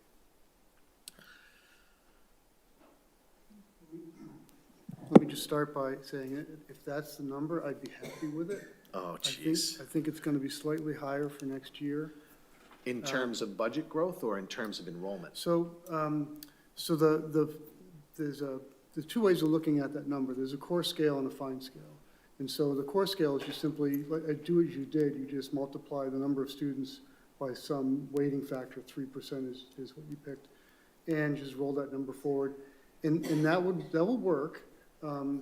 But the assessment that we actually get from Essex North Shore is made up of both a per pupil amount that is used to generate a required minimum contribution, and then there are 3 separate assessments for transportation, capital projects, and debt. And those numbers are also weighted by the proportion of Beverly students at Essex North Shore. And so those numbers will go up on their own, plus as we get a larger proportion of students attending, our share of those 3 other assessments also will go up. And so I did a little bit, a different way of math, and I got to just about 4.5.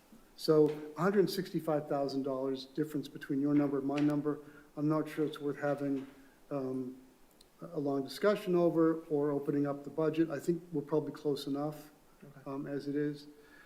The assumption that we're going to get sort of a flat enrollment for the next 3 years might not hold because we're now going into a different admissions process at Essex North Shore. And in order to make the admissions process fair to all 17 member communities, we're looking at allocating incoming seats per community based on historical trends. And so, for example, Beverly, going forward, will look to enroll 60 freshmen in every class going forward.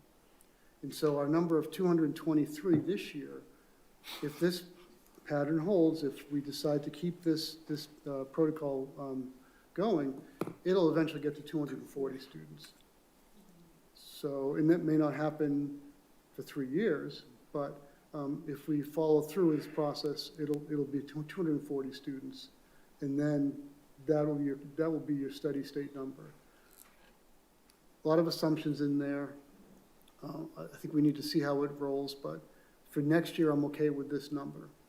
And then whoever sits at this table next year at this time may be looking at some different, making some different assumptions going forward. Okay, do you think we should make those modifications in the final report for 28, 29, 30? Well, so if you wanted to, you could roll forward with 60 each year. So if you wanted to, you could do that. Again, that's assuming that this is a protocol we haven't voted for on and approved yet at Essex Tech that is coming forward fairly soon. The numbers themselves might change, but I don't really see it happening. And so, yeah, you could assume classes of 60 for each of the next 3 years. So as the class, so right now, for example, there are 223 students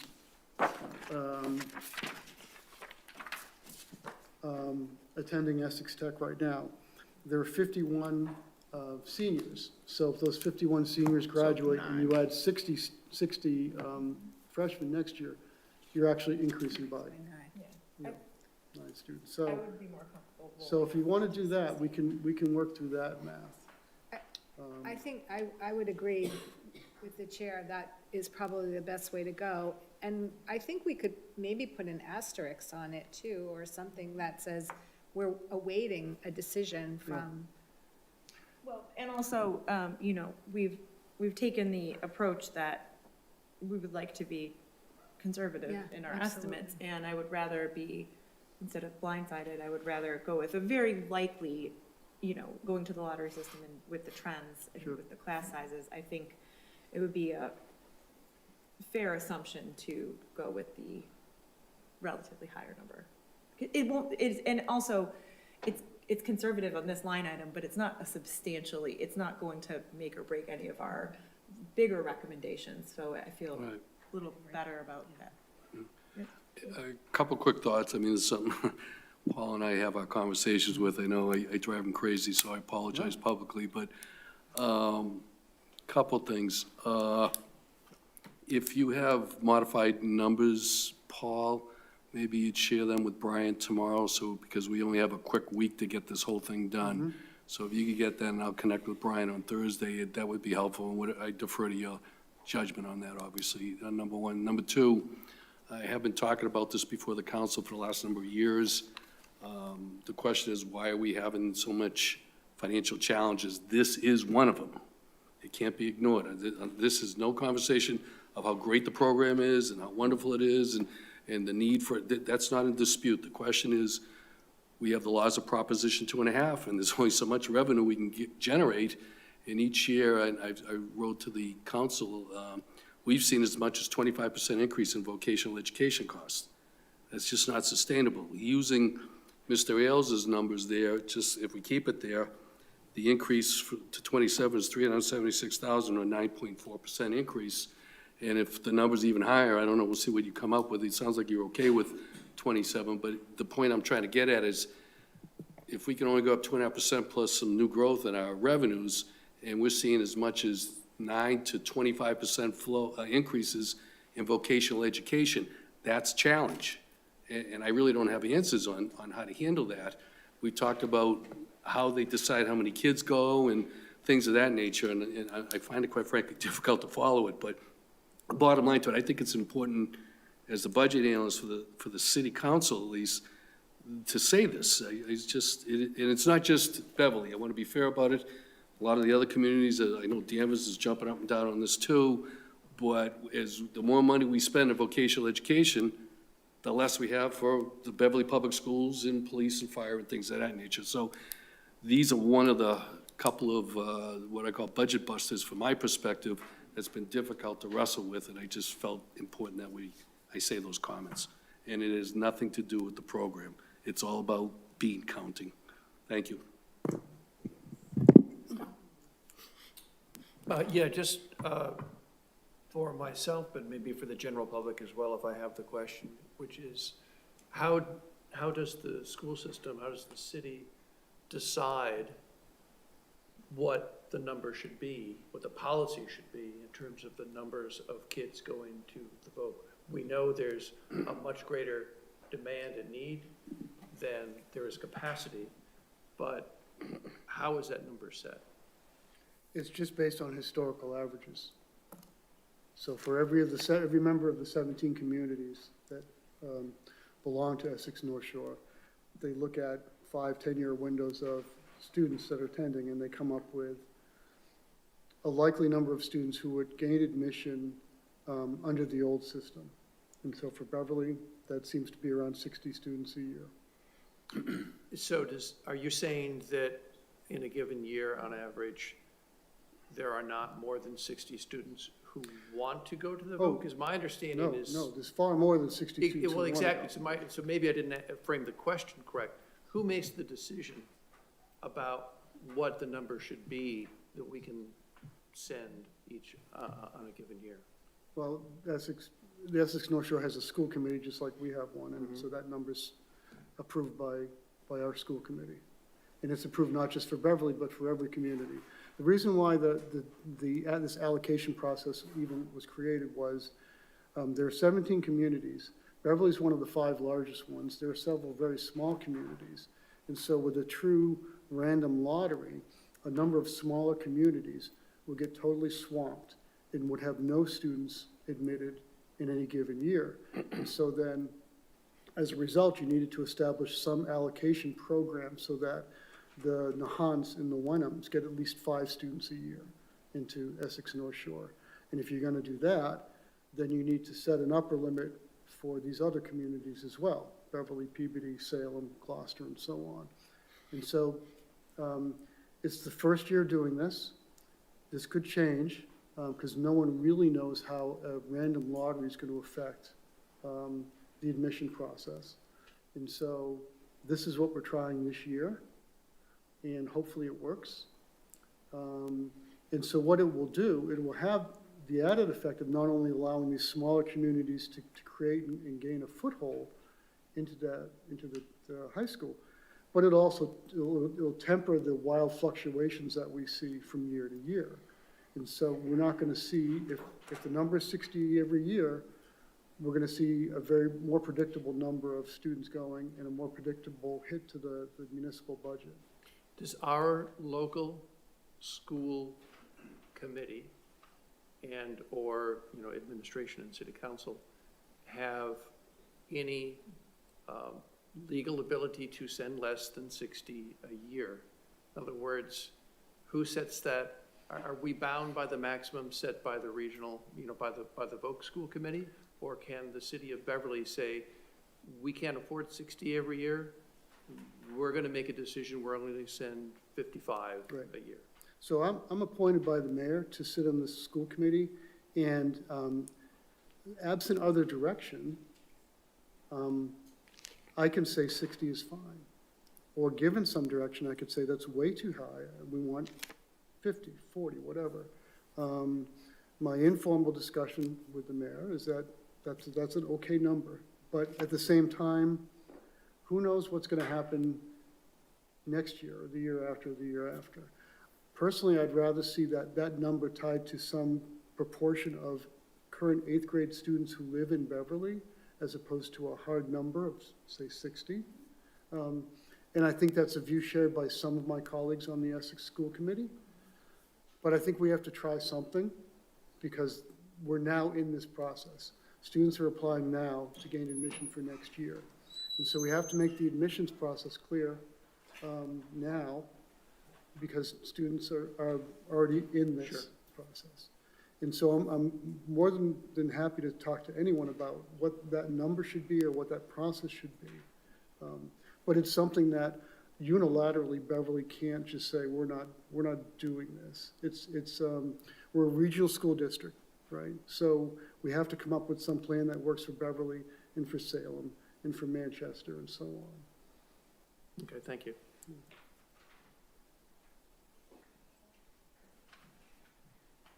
Yes. Would you like to speak about this, Mr. Mayor? Hey, Madam Chair. It's good to see everybody. Just to say, this is a very fluid situation in the moment. Yesterday, I and all the other municipal leaders received from the superintendent at Essex Tech the draft proposed plan for this coming year's admissions process, lottery process. So Mr. Manzo and I will be talking likely tomorrow. I'll be trying to give you a call because there's a subcommittee meeting this Thursday morning, and certainly I think the concerns you're raising that we're all feeling. And so, you know, what's the right number of Beverly students to have access and ability to attend Essex Tech full-time?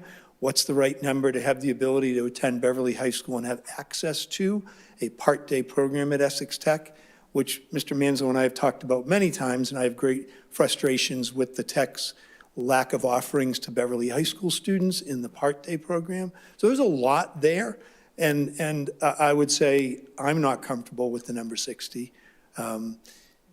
We've talked some, yes, and let's talk some more. Okay. Thanks. Thanks all. Thank you. Dominic. Now, do we know how many people apply each year to go there? Total? Yes. Oh, the number of, so in the past, number of applicants has been around 1,500 or so applicants for about 450 seats, 400 to 500 From seats. Beverly? No, from Beverly. From Beverly, the number of applicants are usually around 150 or so, 130 to 150. We currently have,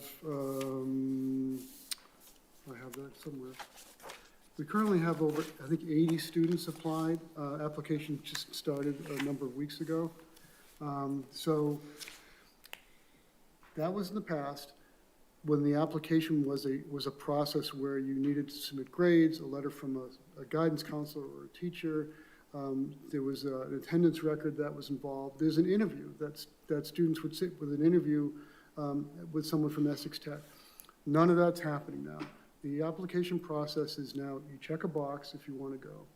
And so, in my mind, it's like, why wouldn't you check that box if you're an 8th grader attending school somewhere in Beverly? And so we'll see what that number is. I'm really interested to see what it's going to be. I think it's going to be higher than our usual 150 or so. And In the end, though, the yield's always been pretty much around 50%. 150 students will apply, 50, 60 will get the initial, please come to Essex Tech. Some of them will go, someone will say no, and then they keep on going back to that pool of applicants. And so in the end, the yield is usually around 40 to 50% of that 150 students. We'll see what it is this year. so I know it's beyond the scope of what we're looking to accomplish here, but I have a son that went through the original process. I actually went through Essex Tech. My youngest, who has graduated from there, is now gainfully employed, thank God. Doesn't have the college debt as, a couple of my other boys do, to some degree. So it's just, there's still that human element, right? Even though I know financially for us, budget-wise, there might be some other considerations as far as bringing some of that in-house potentially, because we're taking away opportunities. Per each child that we do not send, that's an opportunity that gets lost for that child. And some of these opportunities, especially with today's climate, become life-altering opportunities. So we still have to take that. I know it's beyond the scope of what we're doing here, but I would say we still need to measure those things as well into some of the things that we're doing. I would just like to jump on to what you said, Dominic. I think that I've heard many people opine that the admissions process at the Tech is really excluding a lot of students who might be ideal candidates for vocational technical education. And that leaves them in a traditional education setting that doesn't really meet their needs. So I do agree with the value of this program, and I agree with Mr. Manzo that we'll probably see more applications because there are more kids who would consider themselves likely accepted. And that could potentially benefit Beverly Public Schools as well, because we would be making sure that students who really want vocational education and are best suited for that would have that opportunity.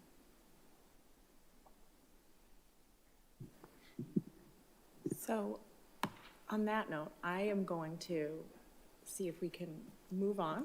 Is that if we're done with the, and I do agree. I have a son that goes to Essex Tech, so I could talk about this for a while, but we do have a job, and we're nearing the 2-hour mark. So I wanted to bring up a few questions that I received, and the first one, I'm going to take the lead on answering it. I'm going to give it a try myself.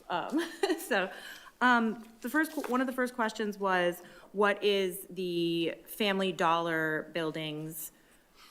How is that a piece of the financial future of the city of Beverly? That's been in the news. There's meetings on that, planning, and when we purchased the Family Dollar building, it was with free cash.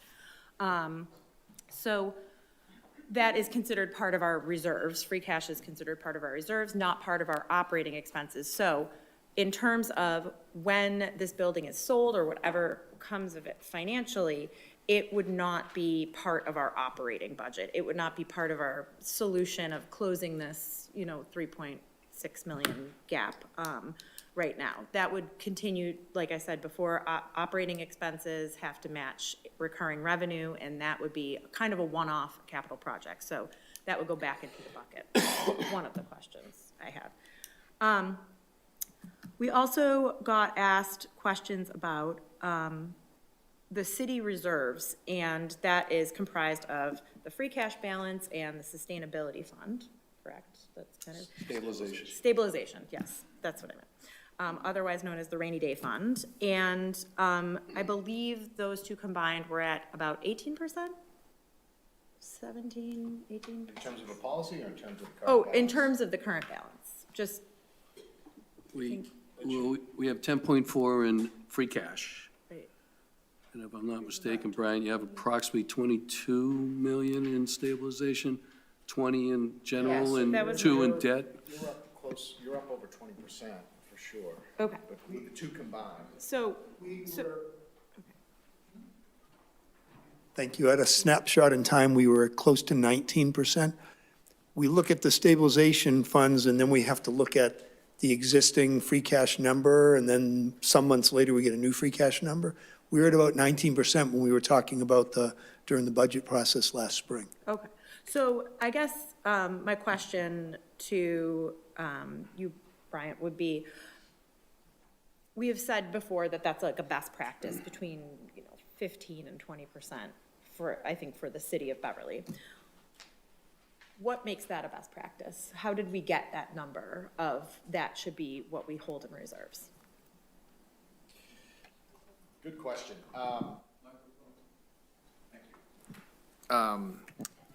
So some of you may recall that we went through a lot of discussion when we were developing these policies. You can do some Google research and you can get some general guidelines around what a good policy might look like. What you're gonna find is that part of the issue is that every situation in every municipality and every form of government is different. And so in order to develop a good, sound reserve policy, you need to understand what your risks are as a municipality. In Beverly, we went over the revenues. You all were able to see what comprises our revenue every year, what we rely on to keep our lights on and our people in their seats. And you can understand that a large portion of that comes from property tax revenue. So the real risks to us have to do with, in bad economic times, what happens to the various revenue streams. So when we were developing this policy, we compiled tons of data for all of our revenue streams going back decades and looked at what happened when recessions hit. And what we found was that in both of the more recent recessions, that local aid, which is our second largest revenue stream in this city, not the same for our surrounding cities or anyone else in the Commonwealth, but for us, local aid in FY '25 comprised 13.4% of our revenue. And so how does that react in a recession? And what you would find is that in the last two recessions, there were large drop-offs in real dollars year over year, cuts to local aid revenue, and then further cuts in year 2 and year 3. And so collectively, over a 3-year span, one recession, actually both recessions, was over a 20% reduction in local aid, and this is the second largest revenue stream for our city. We need to be able to backfill that revenue in a situation similar where we lose that revenue to maintain a service level. I'm not going to say that the stabilization fund is going to cover everything and we're going to be able to continue to go on hunky-dory, but it will help to alleviate the pressure that you would otherwise feel if you didn't have the stabilization fund to rely on. So when you look at those revenue sources that are economically tied, meaning when the economy's doing bad, these revenue sources do bad. You've got state aid. Our next largest revenue source is motor vehicle excise.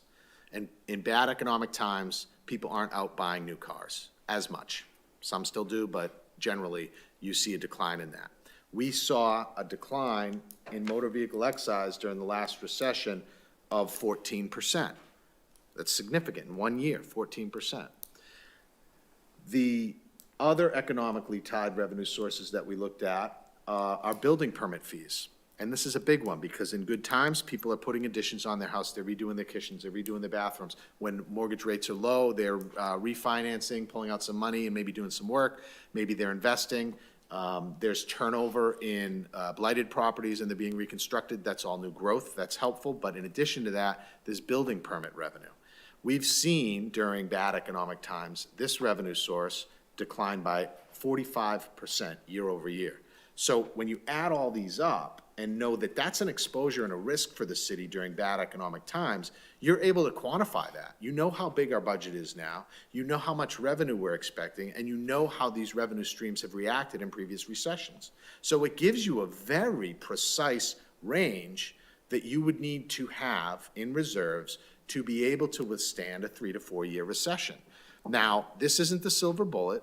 I said that before. It's not going to solve all the problems, but if a recession were to come, we're able to, I can say confidently with the reserve level we have in the stabilization fund, we're able to withstand a typical decline in revenue streams in these areas for a 3 to 4 year period to maintain this kind of same level of spending. Now, we know when we looked at the first week we were here, we looked at spending projections that are growing at 6%. Like that would need to be curtailed in conjunction with the use of these stabilization funds. But that's where the numbers and the ranges came from. It's not as easy as just saying, well, they say 10%'s the number, 10%'s the number, because Beverly's exposure and risk is entirely different than Salem's. That's right. You can have a municipality that relies more heavily on state aid than we do. They would arguably need more in a stabilization fund because they're at more risk in an economic downturn. And if I may, Madam, just to add, the mayor commented 19-20%, he's right about that. But it's important what's going to happen over the next 6 months to these reserves. We already know we'll probably spend $5 to $6 million in free cash, as an example, for roads and sidewalks. That's going to come at it. And we get stabilization, OPEB, and there's a couple other things on the table that the mayor's considering. So we got, free cash is going to drop by probably $5 million by the end of the fiscal year. Also, which you will all ultimately see, it's my understanding, the administration will be coming forward on the City Hall project. They're looking at expending approximately $2 million of the debt stabilization that we have in there. We were getting ready for that. So between now and the end of the fiscal year, we could see as much as $7 million of our reserves drop. And it's important that even though it may sound high at 19-20%, that's got to come down to 12 or 13%. Just for the things that are being planned out. So it's important that the community be aware of the fact that that's not going to stay at that high level going forward. And to that point also, free cash is the certified money at the end of the fiscal year that is the overages in the budget that was filed, basically, the remaining amount that was budgeted for but not allocated for the city, correct? It's the amount of underspent allocations and revenue that was brought in above what we anticipated coming in. And it's been consistently between 9 and 11 million, right? It fluctuates a bit. We are very intentional about maintaining a level that's not eroding. So if it goes down in a given year, we try to build it back so that it maintains stability for the rating agencies and ensures financial stability. I liken kind of free cash for the average bear at home, listening kind of like a tax return. Is that fair to say that you overpay into something a little bit and you get that return back at the end of the year? Yeah, it's like the savings account. At the end of your year, when you look at your bank accounts, it's what's left over that you haven't spent for your cable and for your mortgage and for all the things Right. that you do.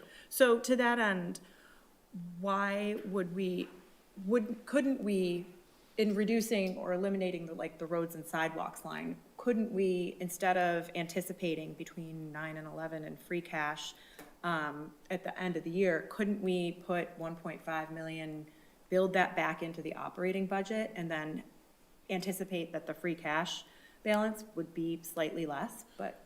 So here's the risk with that. You're obligating to spend it by appropriating it in advance of it coming in.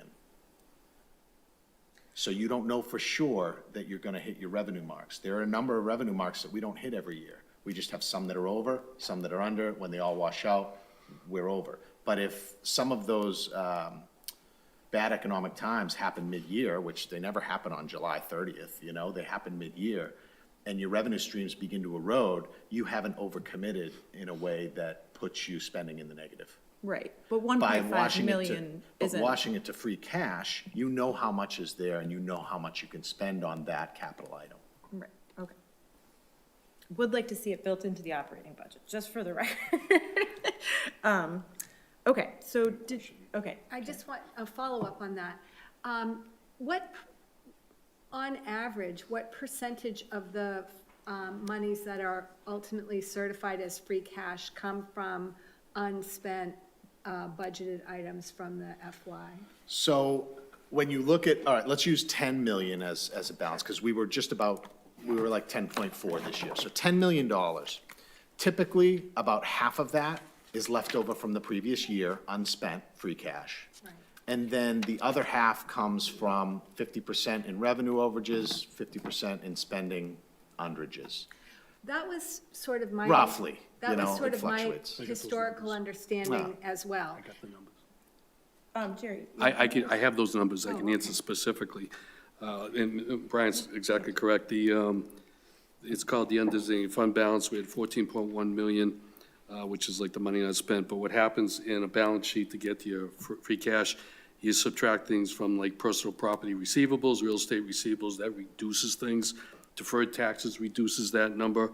Then we get into things like overdrawn accounts and deficits that further reduces the number.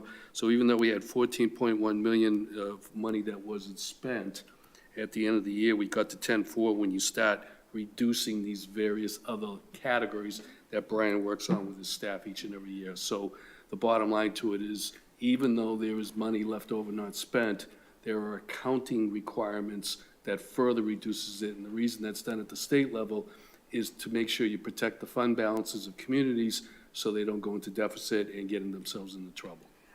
I guess I wasn't taking issue with that. I wanted to return to our last meeting when I asked about whether budget heads could make 1% reduction in the budgets that they submit. And the explanation was that that's what was done last year, and there was a lot of cutting, and there's really not anything else to cut. But it sounds like there was still some flow there. Yeah. And so Well, yes and no. There is some money left over. Some of this is carry forward money.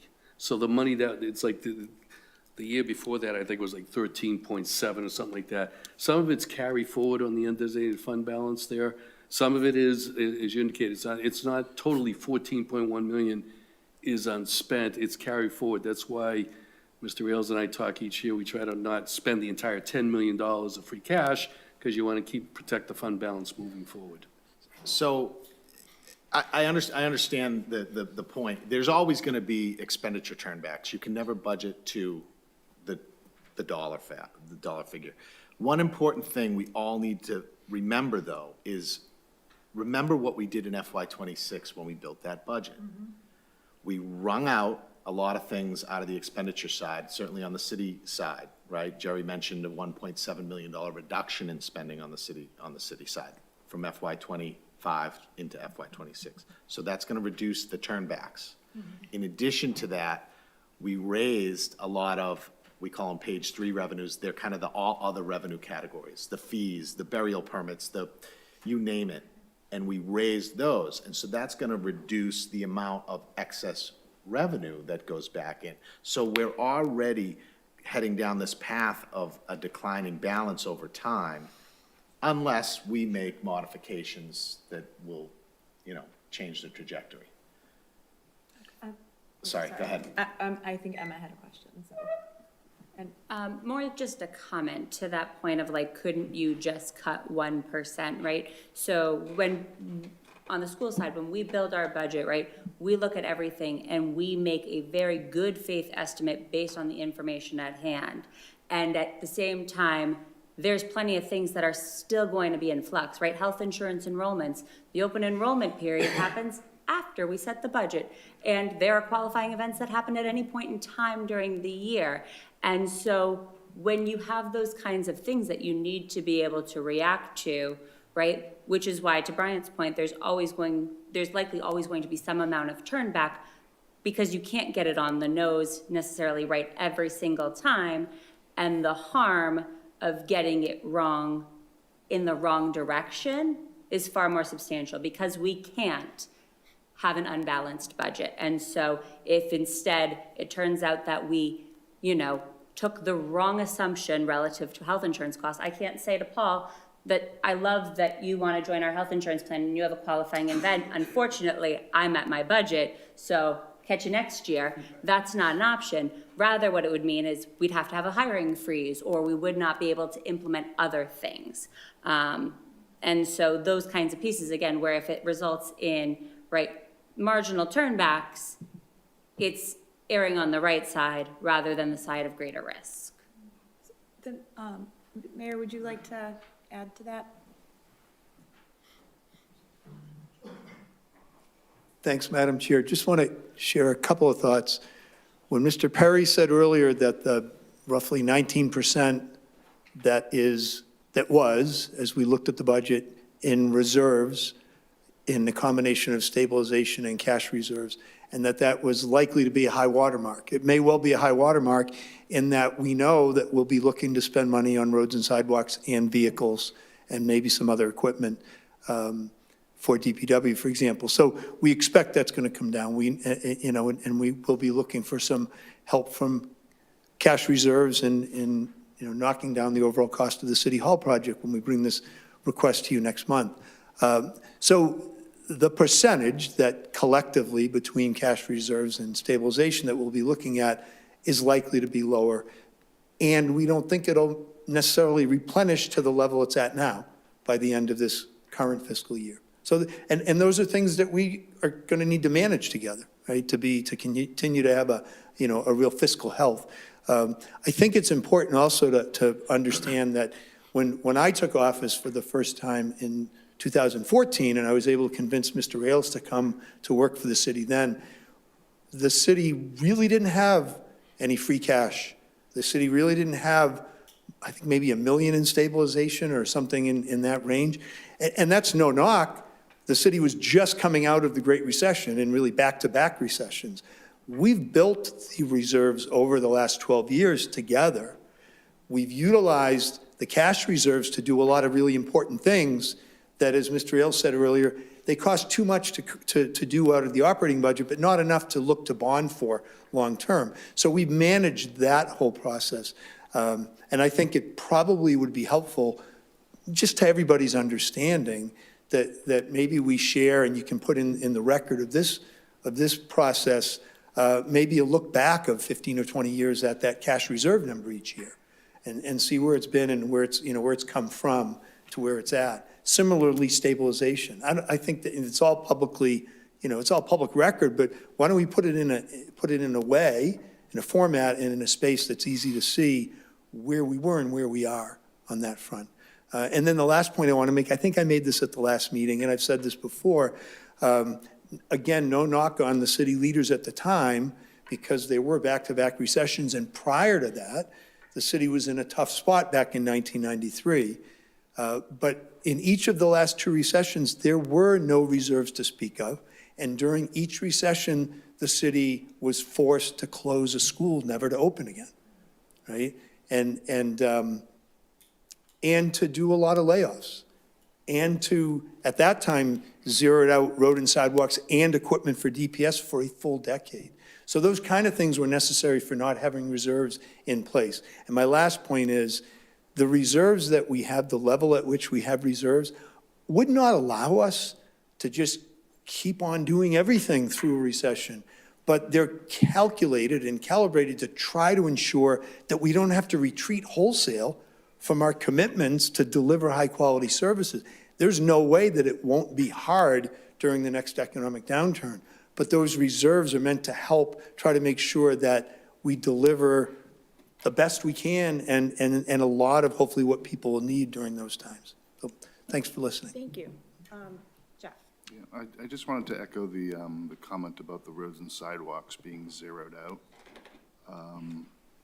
If the percentage of roads in Beverly that needed to be paved were 10% or 10 or 15 or 20%, then I wouldn't necessarily have an issue with it. But I don't think they are that low. It's probably on the order of 70 or 80%. And so I would recommend that we not zero out the roads, because it is a responsibility, and it is part of the services, the expected services that our residents expect of the city to be mapped out and planned for, as opposed to, maybe we'll get to it or maybe we won't. So I'd just like to make that comment. Thank you. So are there any questions? Oh, Scott. Yeah, I want to point out that we have had roads and sidewalks inside the operating budget. There's a reason why they are not in the operating budget right now. And I guess I'd leave it to Brian to sort of, or Mr. Perry to explain why that is the case. I mean, I made a comment at our last meeting about affordability. And to Dominic's point, behind every number, whether it's an expense or a revenue, there's a human being and there's a human impact to it. And no matter what recommendations we make, because we have a structural deficit, there is going to be pain. And I think it's important that the committee incorporate that into its recommendations. We don't have what we've had in the past, which is enough revenue to get things done like keep the roads and sidewalks in the operating budget. I mean, that was a policy decision, granted. But I think that we need to, we very quickly this evening need to move around to making some really painful recommendations, whether that is raising fees, which on balance is where I've come down, or making cuts, and maybe some cuts can be, recommended. I'd prefer, both and rather than a either or. But anyway, I'm rambling a little bit. There's a reason why roads and sidewalks are not presently in the operating budget as they have been previously. Maybe, Brian, you could succinctly, more succinctly than I could, explain why that's the case. Yeah, I think you hit it right on the That head. number with in the parentheses would just be get it. bigger. I mean, but it's not that we haven't put money towards roads and sidewalks. You've made the appropriation order. In fact, this past year was one of our high watermark years in terms of funding of roads and sidewalks. We just let the dust settle into free cash to make sure we had enough money to fund it at a responsible level. We didn't make that commitment in advance of the money falling to free cash. That's Like we have in the past. right. On that note, Scott, that was a great segue, because about that structural deficit, we do have to talk about it. So, I said at the beginning of this process that we have to decide between whether we want to take the approach of recommending, we're not policymakers up here, recommending reduction in services, and that would mean cuts, that would mean layoffs of 35 to 40, was it? I can't remember the. If you did it strictly FTE, there's other factors. I would argue the worst-case scenario with unemployment, the worst case, I don't think it'll be that bad, would be approximately 45 FTEs. So that would be the cuts option. And then there's raised revenues to the tune of 3.7 million. I am going to open this up for discussion, and I don't want to put anyone on the spot, but based on the feedback that I've already gotten from almost everyone on this committee, I don't think anyone is really keen on cuts, from what I'm gathering from the feedback that I have received so far.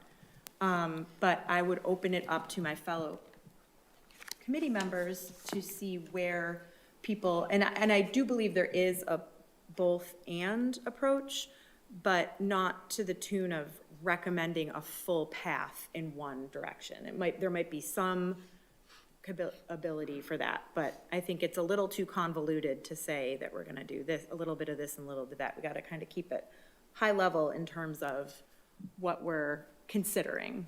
And to refresh people's memory, there were, in the first meeting, there were a couple of places, and in this meeting too, that we already could identify if we raised fees to a certain level, certain sums of money. I'm just going to mention that if we raised trash fees to the actual amount, right there, it would be 2.7 million of that difference.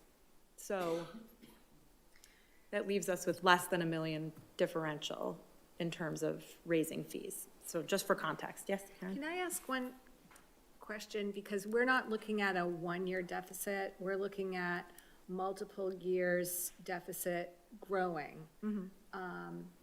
So we might make a recommendation that would be helpful for the upcoming fiscal year, but really have no impact on the coming years. Is there, pardon me? I can answer that one. Oh, okay. Well, I was just going to say, is there a pathway where we could make an impact, not just on this coming budget cycle, but that it would have a positive impact on the future years out deficits? Well, that's kind of with the way that budgets and forecasts work. There's a compounding effect on both Right. sides Okay. of the balance sheet. So as much as it sounds like, raising the trash fees by this, there still would be increases in certain fees that it wouldn't just be that fixed amount. There's other things that would move. Jerry? If you were hypothetically to recommend raising the trash fee, let's say the 2.7, that would be a permanent revenue base into future years. So the reality is, it would be more than just the next, it would go beyond that, because that base would always be there. If you were to raise more fees at the school side, as an example, there would be, maybe they would withdraw it, but the point being, that's a permanent base, it would help the future. It would erode after a while, as inflation and collective bargaining and things. But that would be a permanent base. It would help the future. All right. Just like Proposition 2.5 override isn't a one-time hit, that increases year over year. Yes. Okay. Jeff? Is it true to say that an FTE, like dealing with the spend and the liability, cuts in FTEs have the most significant impact on? Well, as Brian indicated at the last meeting, approximately 75% of all cost of labor. Right. So, and as you've heard, we talked about pensions and health insurance, there's fixed costs that we can't cut really, where, with limitations at best, you're just kind of stuck with the bill.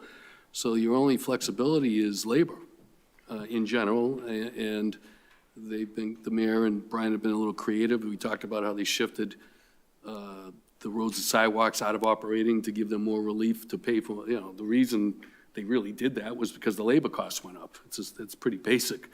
So your flexibility is labor. And there is restrictions, as we know. I'm sure Emma can do better than I can. You got to spend X amount of dollars per kid, and there's all that kind of stuff too. But there is flexibility there too. But it's really, the policy decision. Well, advice to the mayor is sitting here tonight listening. So, you have an opportunity. This will be the only opportunity, from my perspective, to weigh in on your thoughts, to advise the mayor of how you want to proceed. It's back to, do you want to cut? Do you want to raise fees? And the whole issue of raising fees is affordability. Maybe it's someplace in the middle, with some cuts, some fee. I really don't know. I do think it's a combination. And that's I fine, think yeah. The easy way to sort of go through this is to come up with a single solution and not think through the combination Yeah. of things that will help. Absolutely.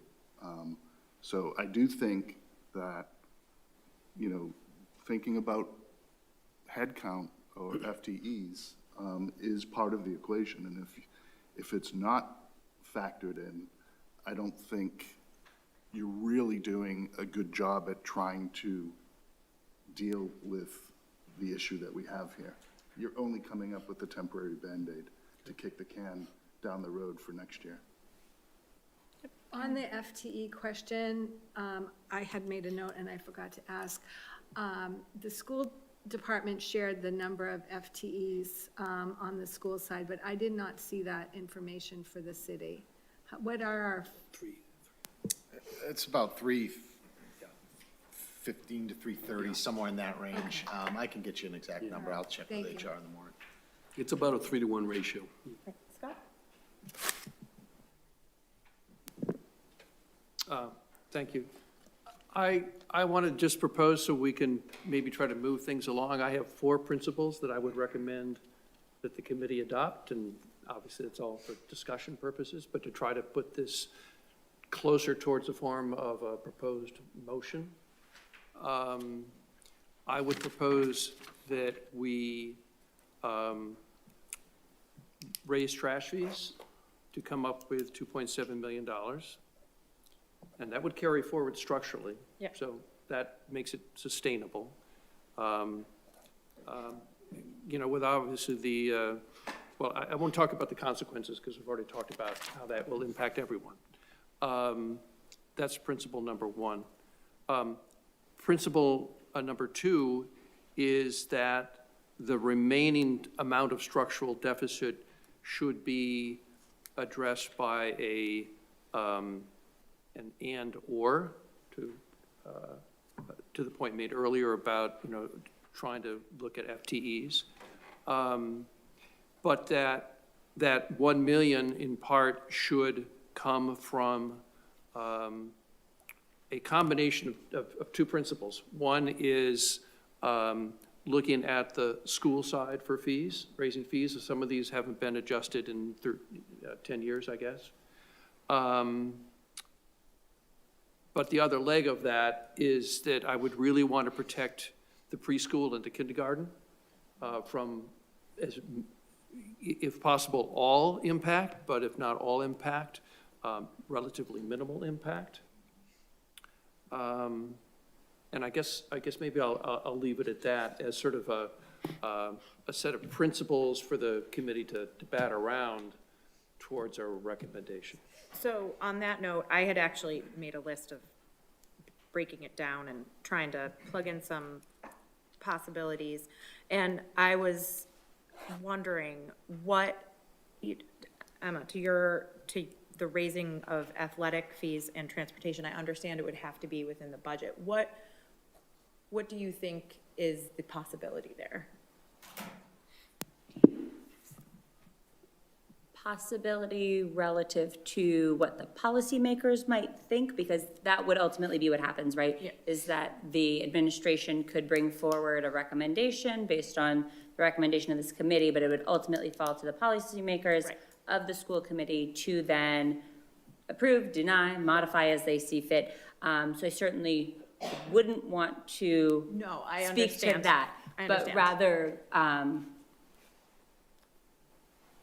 what could be done relative to fees of surrounding communities. So we did last March, I shared a presentation with our Finance and Facilities Committee looking at the fees of Beverly as well as the fees of a number of our surrounding districts. And our transportation fee does sit well within a very reasonable range for where a number of our surrounding communities are. Our athletic fees are parallel to some communities. There are other communities that, when in similar budget situations, have looked again to say things that are sort of outside of core programming, and without getting into a discussion of how people see athletics fitting into the core structure. Because again, right, like there are some students for which the ability to participate in athletics is a primary driver for why they come to school and participate in the rest of their education. Certainly not looking to have that conversation and acknowledge that that is a very real truth for a number of students. But there are communities where they have substantially raised those. The appropriated budget carries approximately $250,000 of athletic-related costs within it. And we raise currently, I'm using round numbers here, but I would call it, actually, let me just pull it up. I think we're to the tune of, I was gonna round up, about $285,000 a year in our current fees. So in a version of the world where we were looking to perhaps cover all of those costs, it would require doubling it. But again, far more research would have to be done to sort of figure out what that attrition figure would need to be. Because again, as we raise those fees, it is likely to reduce participation for students, right?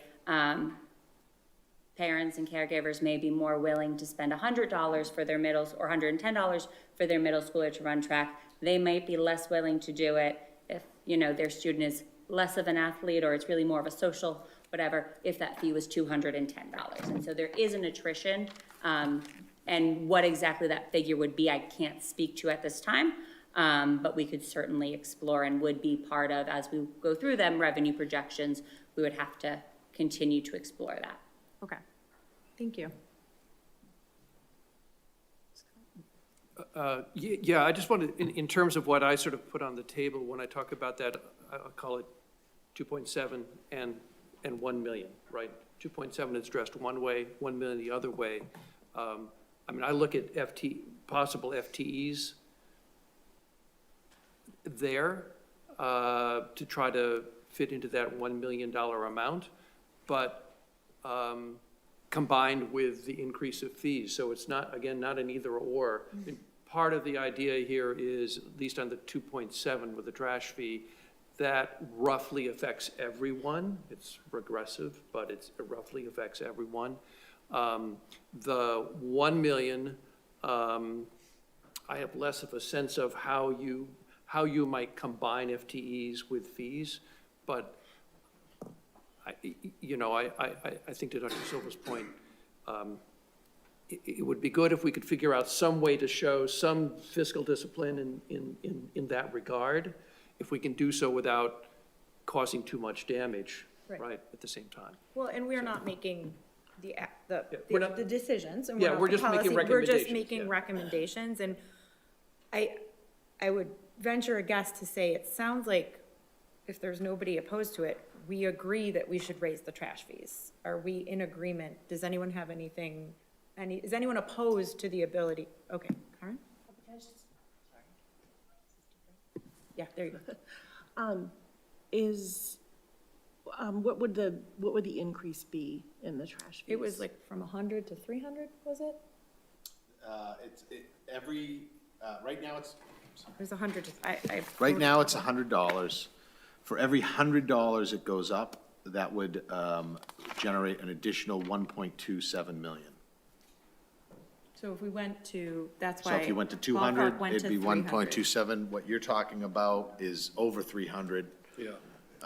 It'd be more like 320-ish, 310-ish. We were talking about, at the last meeting, raising it to the actual, which was 325. If the city didn't subsidize at any point the trash fee, if we raised it to the actual, that would raise 2.7 million. Okay. That's per 300 per quarter or year? Per house. Per household. Per household. Per year. And then there would be an Per year. adjustment for the multifamilies, I'm assuming. Yeah, I think the details of any type of fee structure is gonna be nuanced. Yeah. They always are, so it's not, a real broad brushstroke. I think the important thing is that the committee have some sort of a recommendation. Yeah. But we don't have to solve the problem in every aspect of it. And would there still be a reduction in the fee for, like, the elderly? And I just feel like that's something on the, There's abatement, there are options for there's abatement abatement. options. And so, And there's also There's- abatements for composting and things that occur. okay. Thank you. I'm curious, how much does the city collect in parking fees with the existing parking meters? It's about, did we look at it the other day? It was about 600. 600. It was 600 this past year. Yeah. And we currently transfer in to the general fund about 400 of it, I want to say. So the parking rate is $1, is currently set at $1.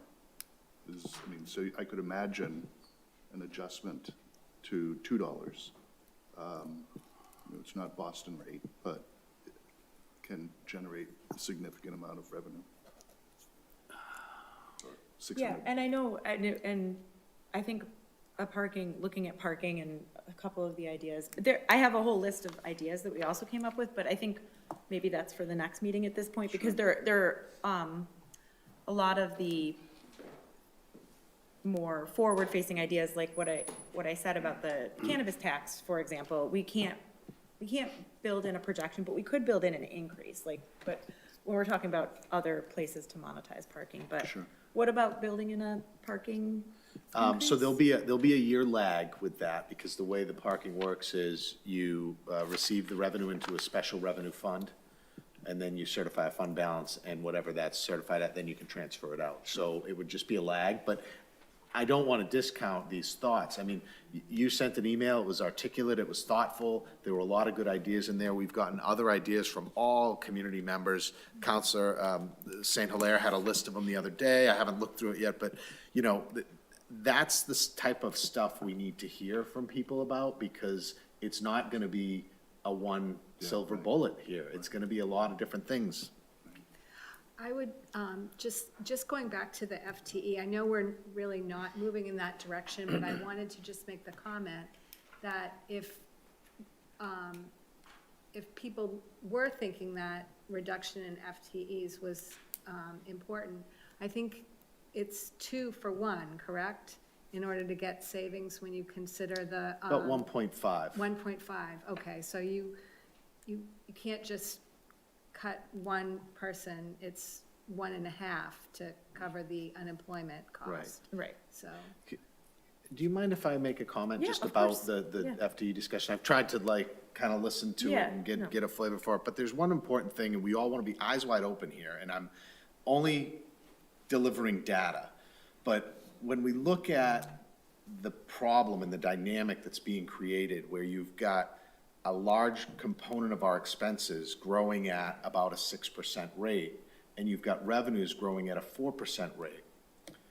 As we look to revenue as being the only solution, you raise up that floor and maybe you close the gap in the immediate near term, but the spending trends will continue. So you'll eventually be right back at the same table with a very similar dynamic, unless there is some sort of cost containment or some sort of cost restructuring that occurs to get that 6% cost growth down.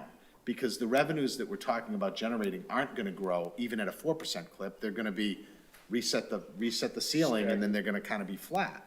So you just gotta keep that in mind when we kind of talk about solutions.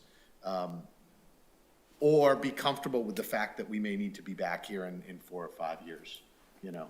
That's all. I don't want to be doing No, this and I singer, but mean- we got eyes wide open. I do, and I have, like I said, I've got a whole list of ideas here, but they're kind of more long-term. So I think because we do have a report to file that we have to get comments to Jerry on Thursday, I'm thinking we should, I want to assure everyone that at home, that's watching, and in the room, that we have one more meeting, and a lot of these more long-term, the ideas, the hopeful meeting will be the next one. Let's think of it that way. Because I just have so many emails, and I have a whole list of different ideas that were sent. So it's great that it's gotten everyone thinking in this mindset of what we can do collectively. It's been a real exercise in groupthink, and it's gonna take that, I think, long-term to find those solutions. But for today, Yeah. we need, I was going to suggest, along these lines, if I could help the chair, I would suggest, let's do the easy thing first. You have a draft revenue and project, we could Right. take a vote on that. numbers, yep. And I would suggest that draft revenue projections with slight modifications to vocational ed, that Paul will get to Brian hopefully tomorrow after, sounds like there's a meeting with the mayor. That's on the expenditure side. Yes, but I'm looking to do both, revenues and expenditures. If you get that vote from your committee, then the second thought along these lines of a conversation is, what kind of a narrative do you would like to see in the report, which I'll put together in the next few days, give it to you over the weekend, and hopefully get it out by Sunday night. But why don't you do one at a time? If you get the vote on the Let's take care of spreadsheet, Yeah. that helps. Okay. So, about the numbers. So we had, the last meeting was about the revenues, and this meeting was about the expenses.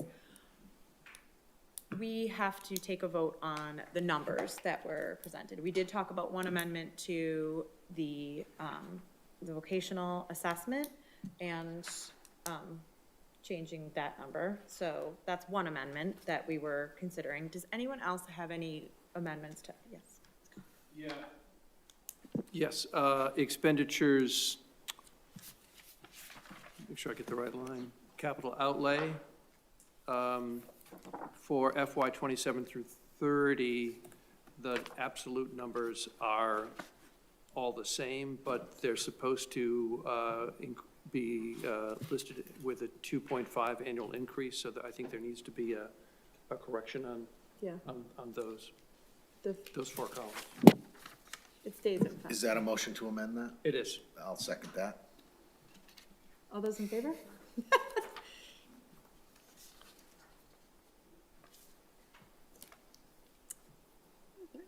Emma?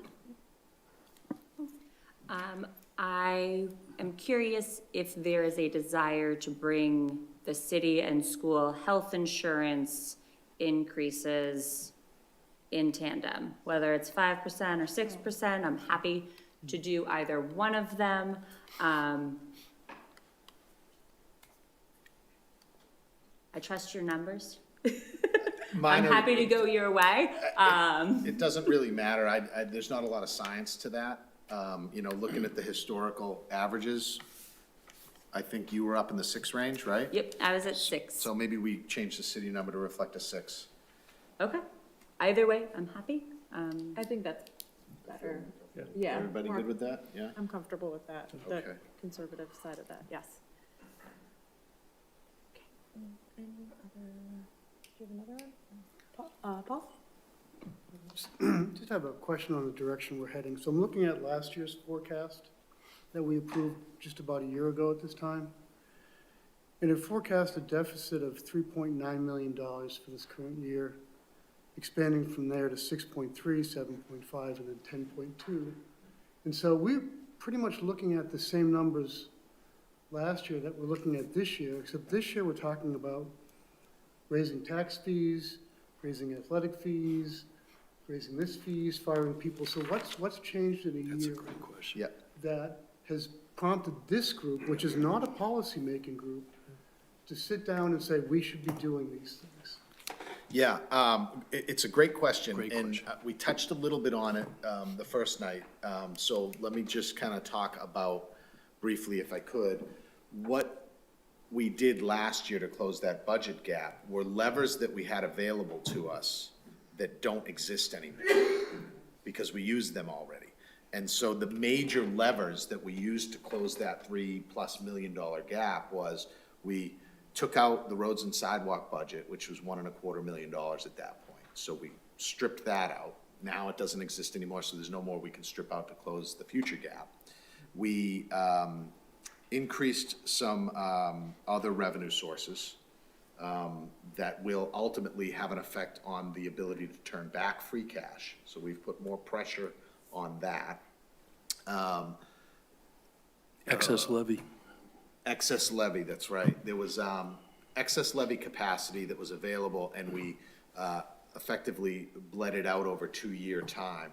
We took the first half of it or so, or $700,000 in FY '25, and then we went to the levy limit in FY '26. Now we're at the levy limit. There's no more room to go without an override. Those were the big ones. We also eliminated all the capital spending in the police department and the DPW department. That generated about $400,000 or so and just stripped out expenses. And then we went through the expense side on the city, and just anything that historically had been underspent and was a historical source of a turnback, we reduced those down to a more acceptable level of spending. And so now those don't exist anymore. So now here we are with not many tools in the toolbox left to deal with it. But I also want to add that we did have, like, the deficits coming up last year in FY '27, '28, '29. We saw those.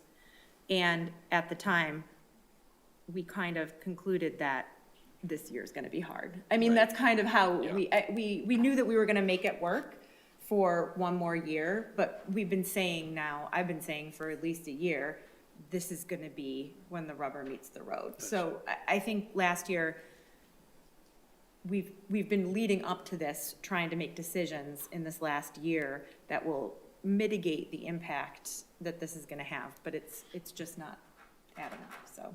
Yes, Scott? Just briefly, I really think that question and answer ought to find its way somehow into the report for future committees and for the general public, because anyone could look at last year's report and this year's report and have the same question. So without that explanation, if that wasn't there, that would be problematic, I think. Yeah, Consider it done.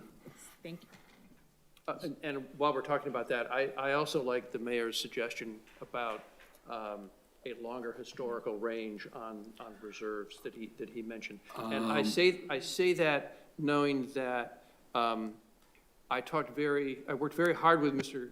Perry to make the report concise in the past.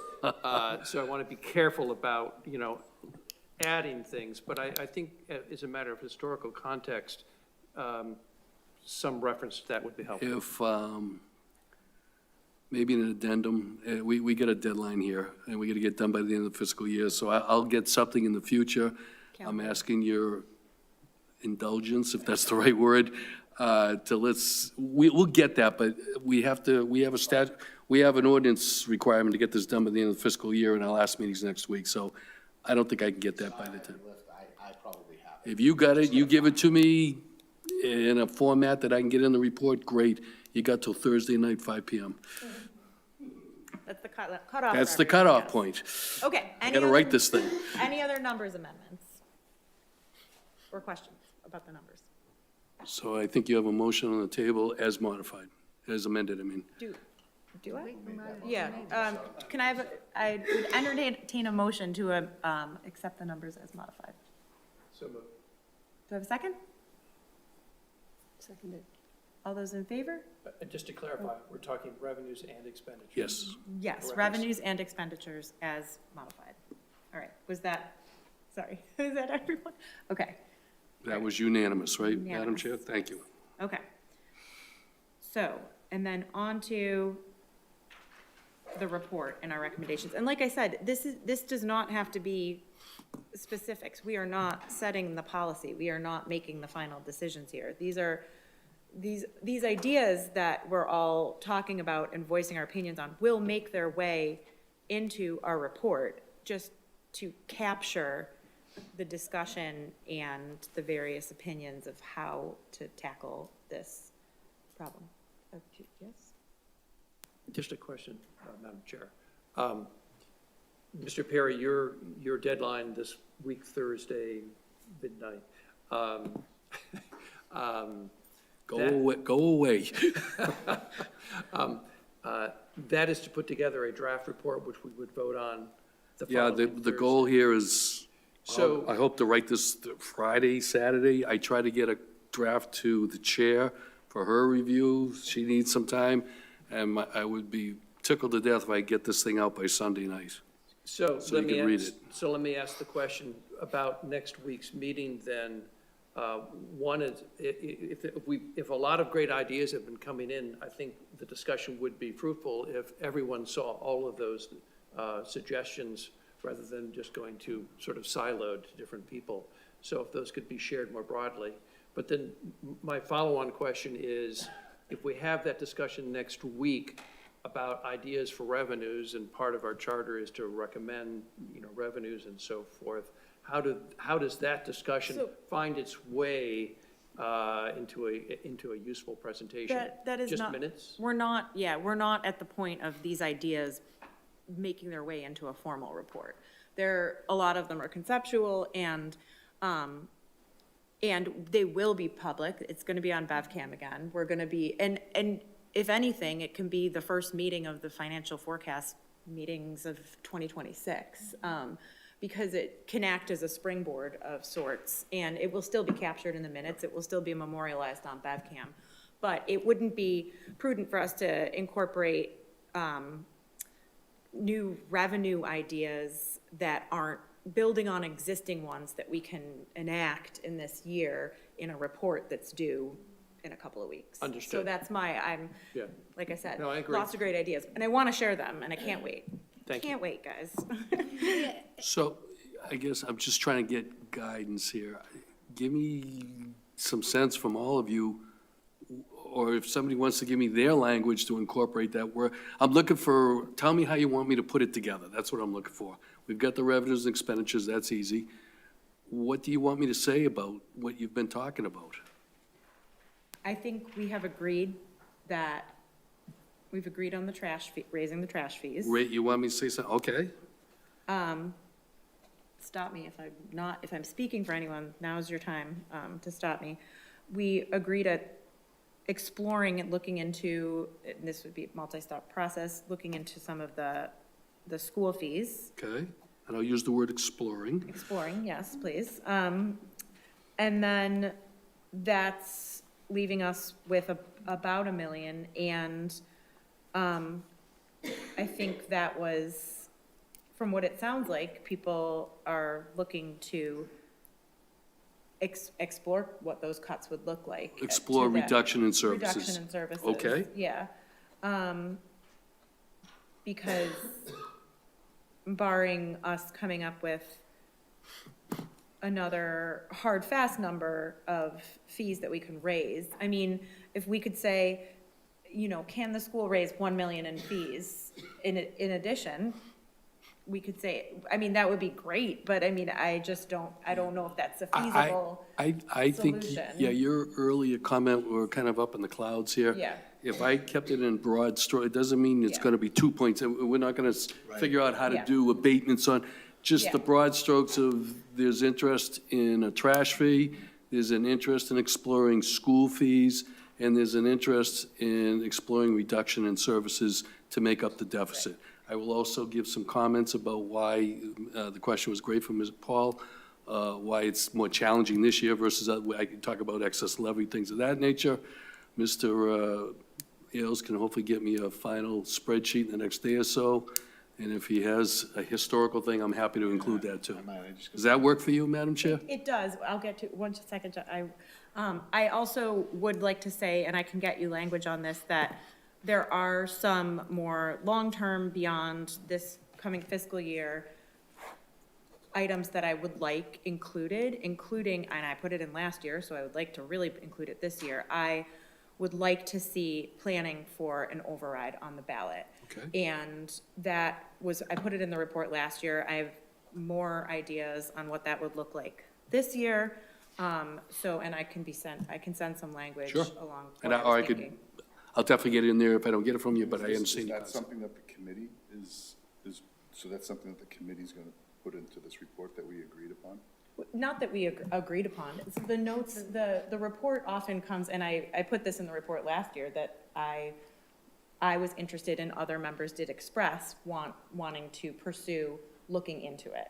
So because it doesn't have to be, we all unanimously agreed on this. It's kind of it's a writing by committee, which is never great usually, but in this case, it's going to be kind of some guidance in where different people's thoughts are at.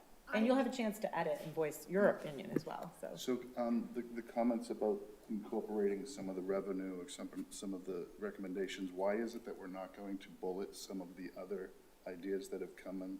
I mean, not that you need to put a projection, but to We can include it in that list, you could bullet some of the topics that came up, just to put it in the document, Right. not Yep. necessarily tie it to any projected revenue. I think that has value, and there are, I mean, Just so that there it are some that, doesn't, just so people don't lose sight of what came out of this, rather than, right. you know, hoping it accurately gets into the minutes. I'd rather just put it in the report. To that point, I don't love the idea of making a recommendation, a specific recommendation. I think I would prefer that we said, the committee recommends that policymakers That's fine. consider these types of Yeah, that- sources of revenue, because really, this document needs to serve as a notice for the policymakers and for the community that the discussion doesn't begin and end here. It begins, Yes. you know, and so I'm thrilled, so as many policymakers are here tonight. They're the ones that are really going to have to be receiving these great ideas from the residents and weighing the potential revenue that you could get from increasing a parking fee downtown versus what the impact the businesses might feel they could incur. There's a lot of discussions that have to happen regarding any of these levers that we could pull.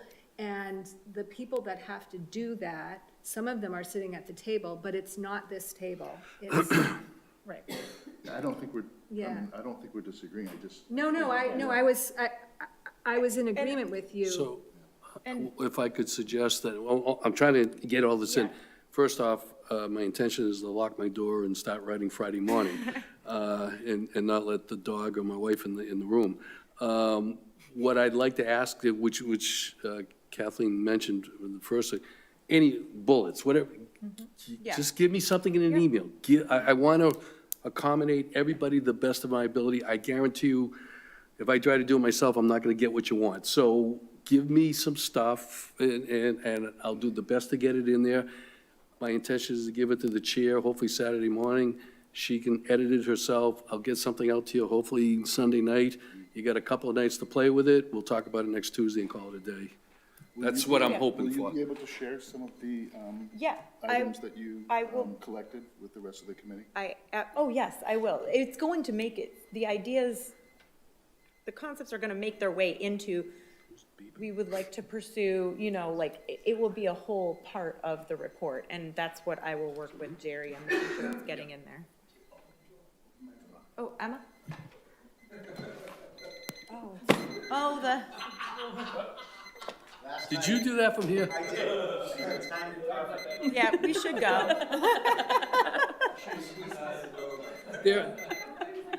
There are so many things I want to say right now.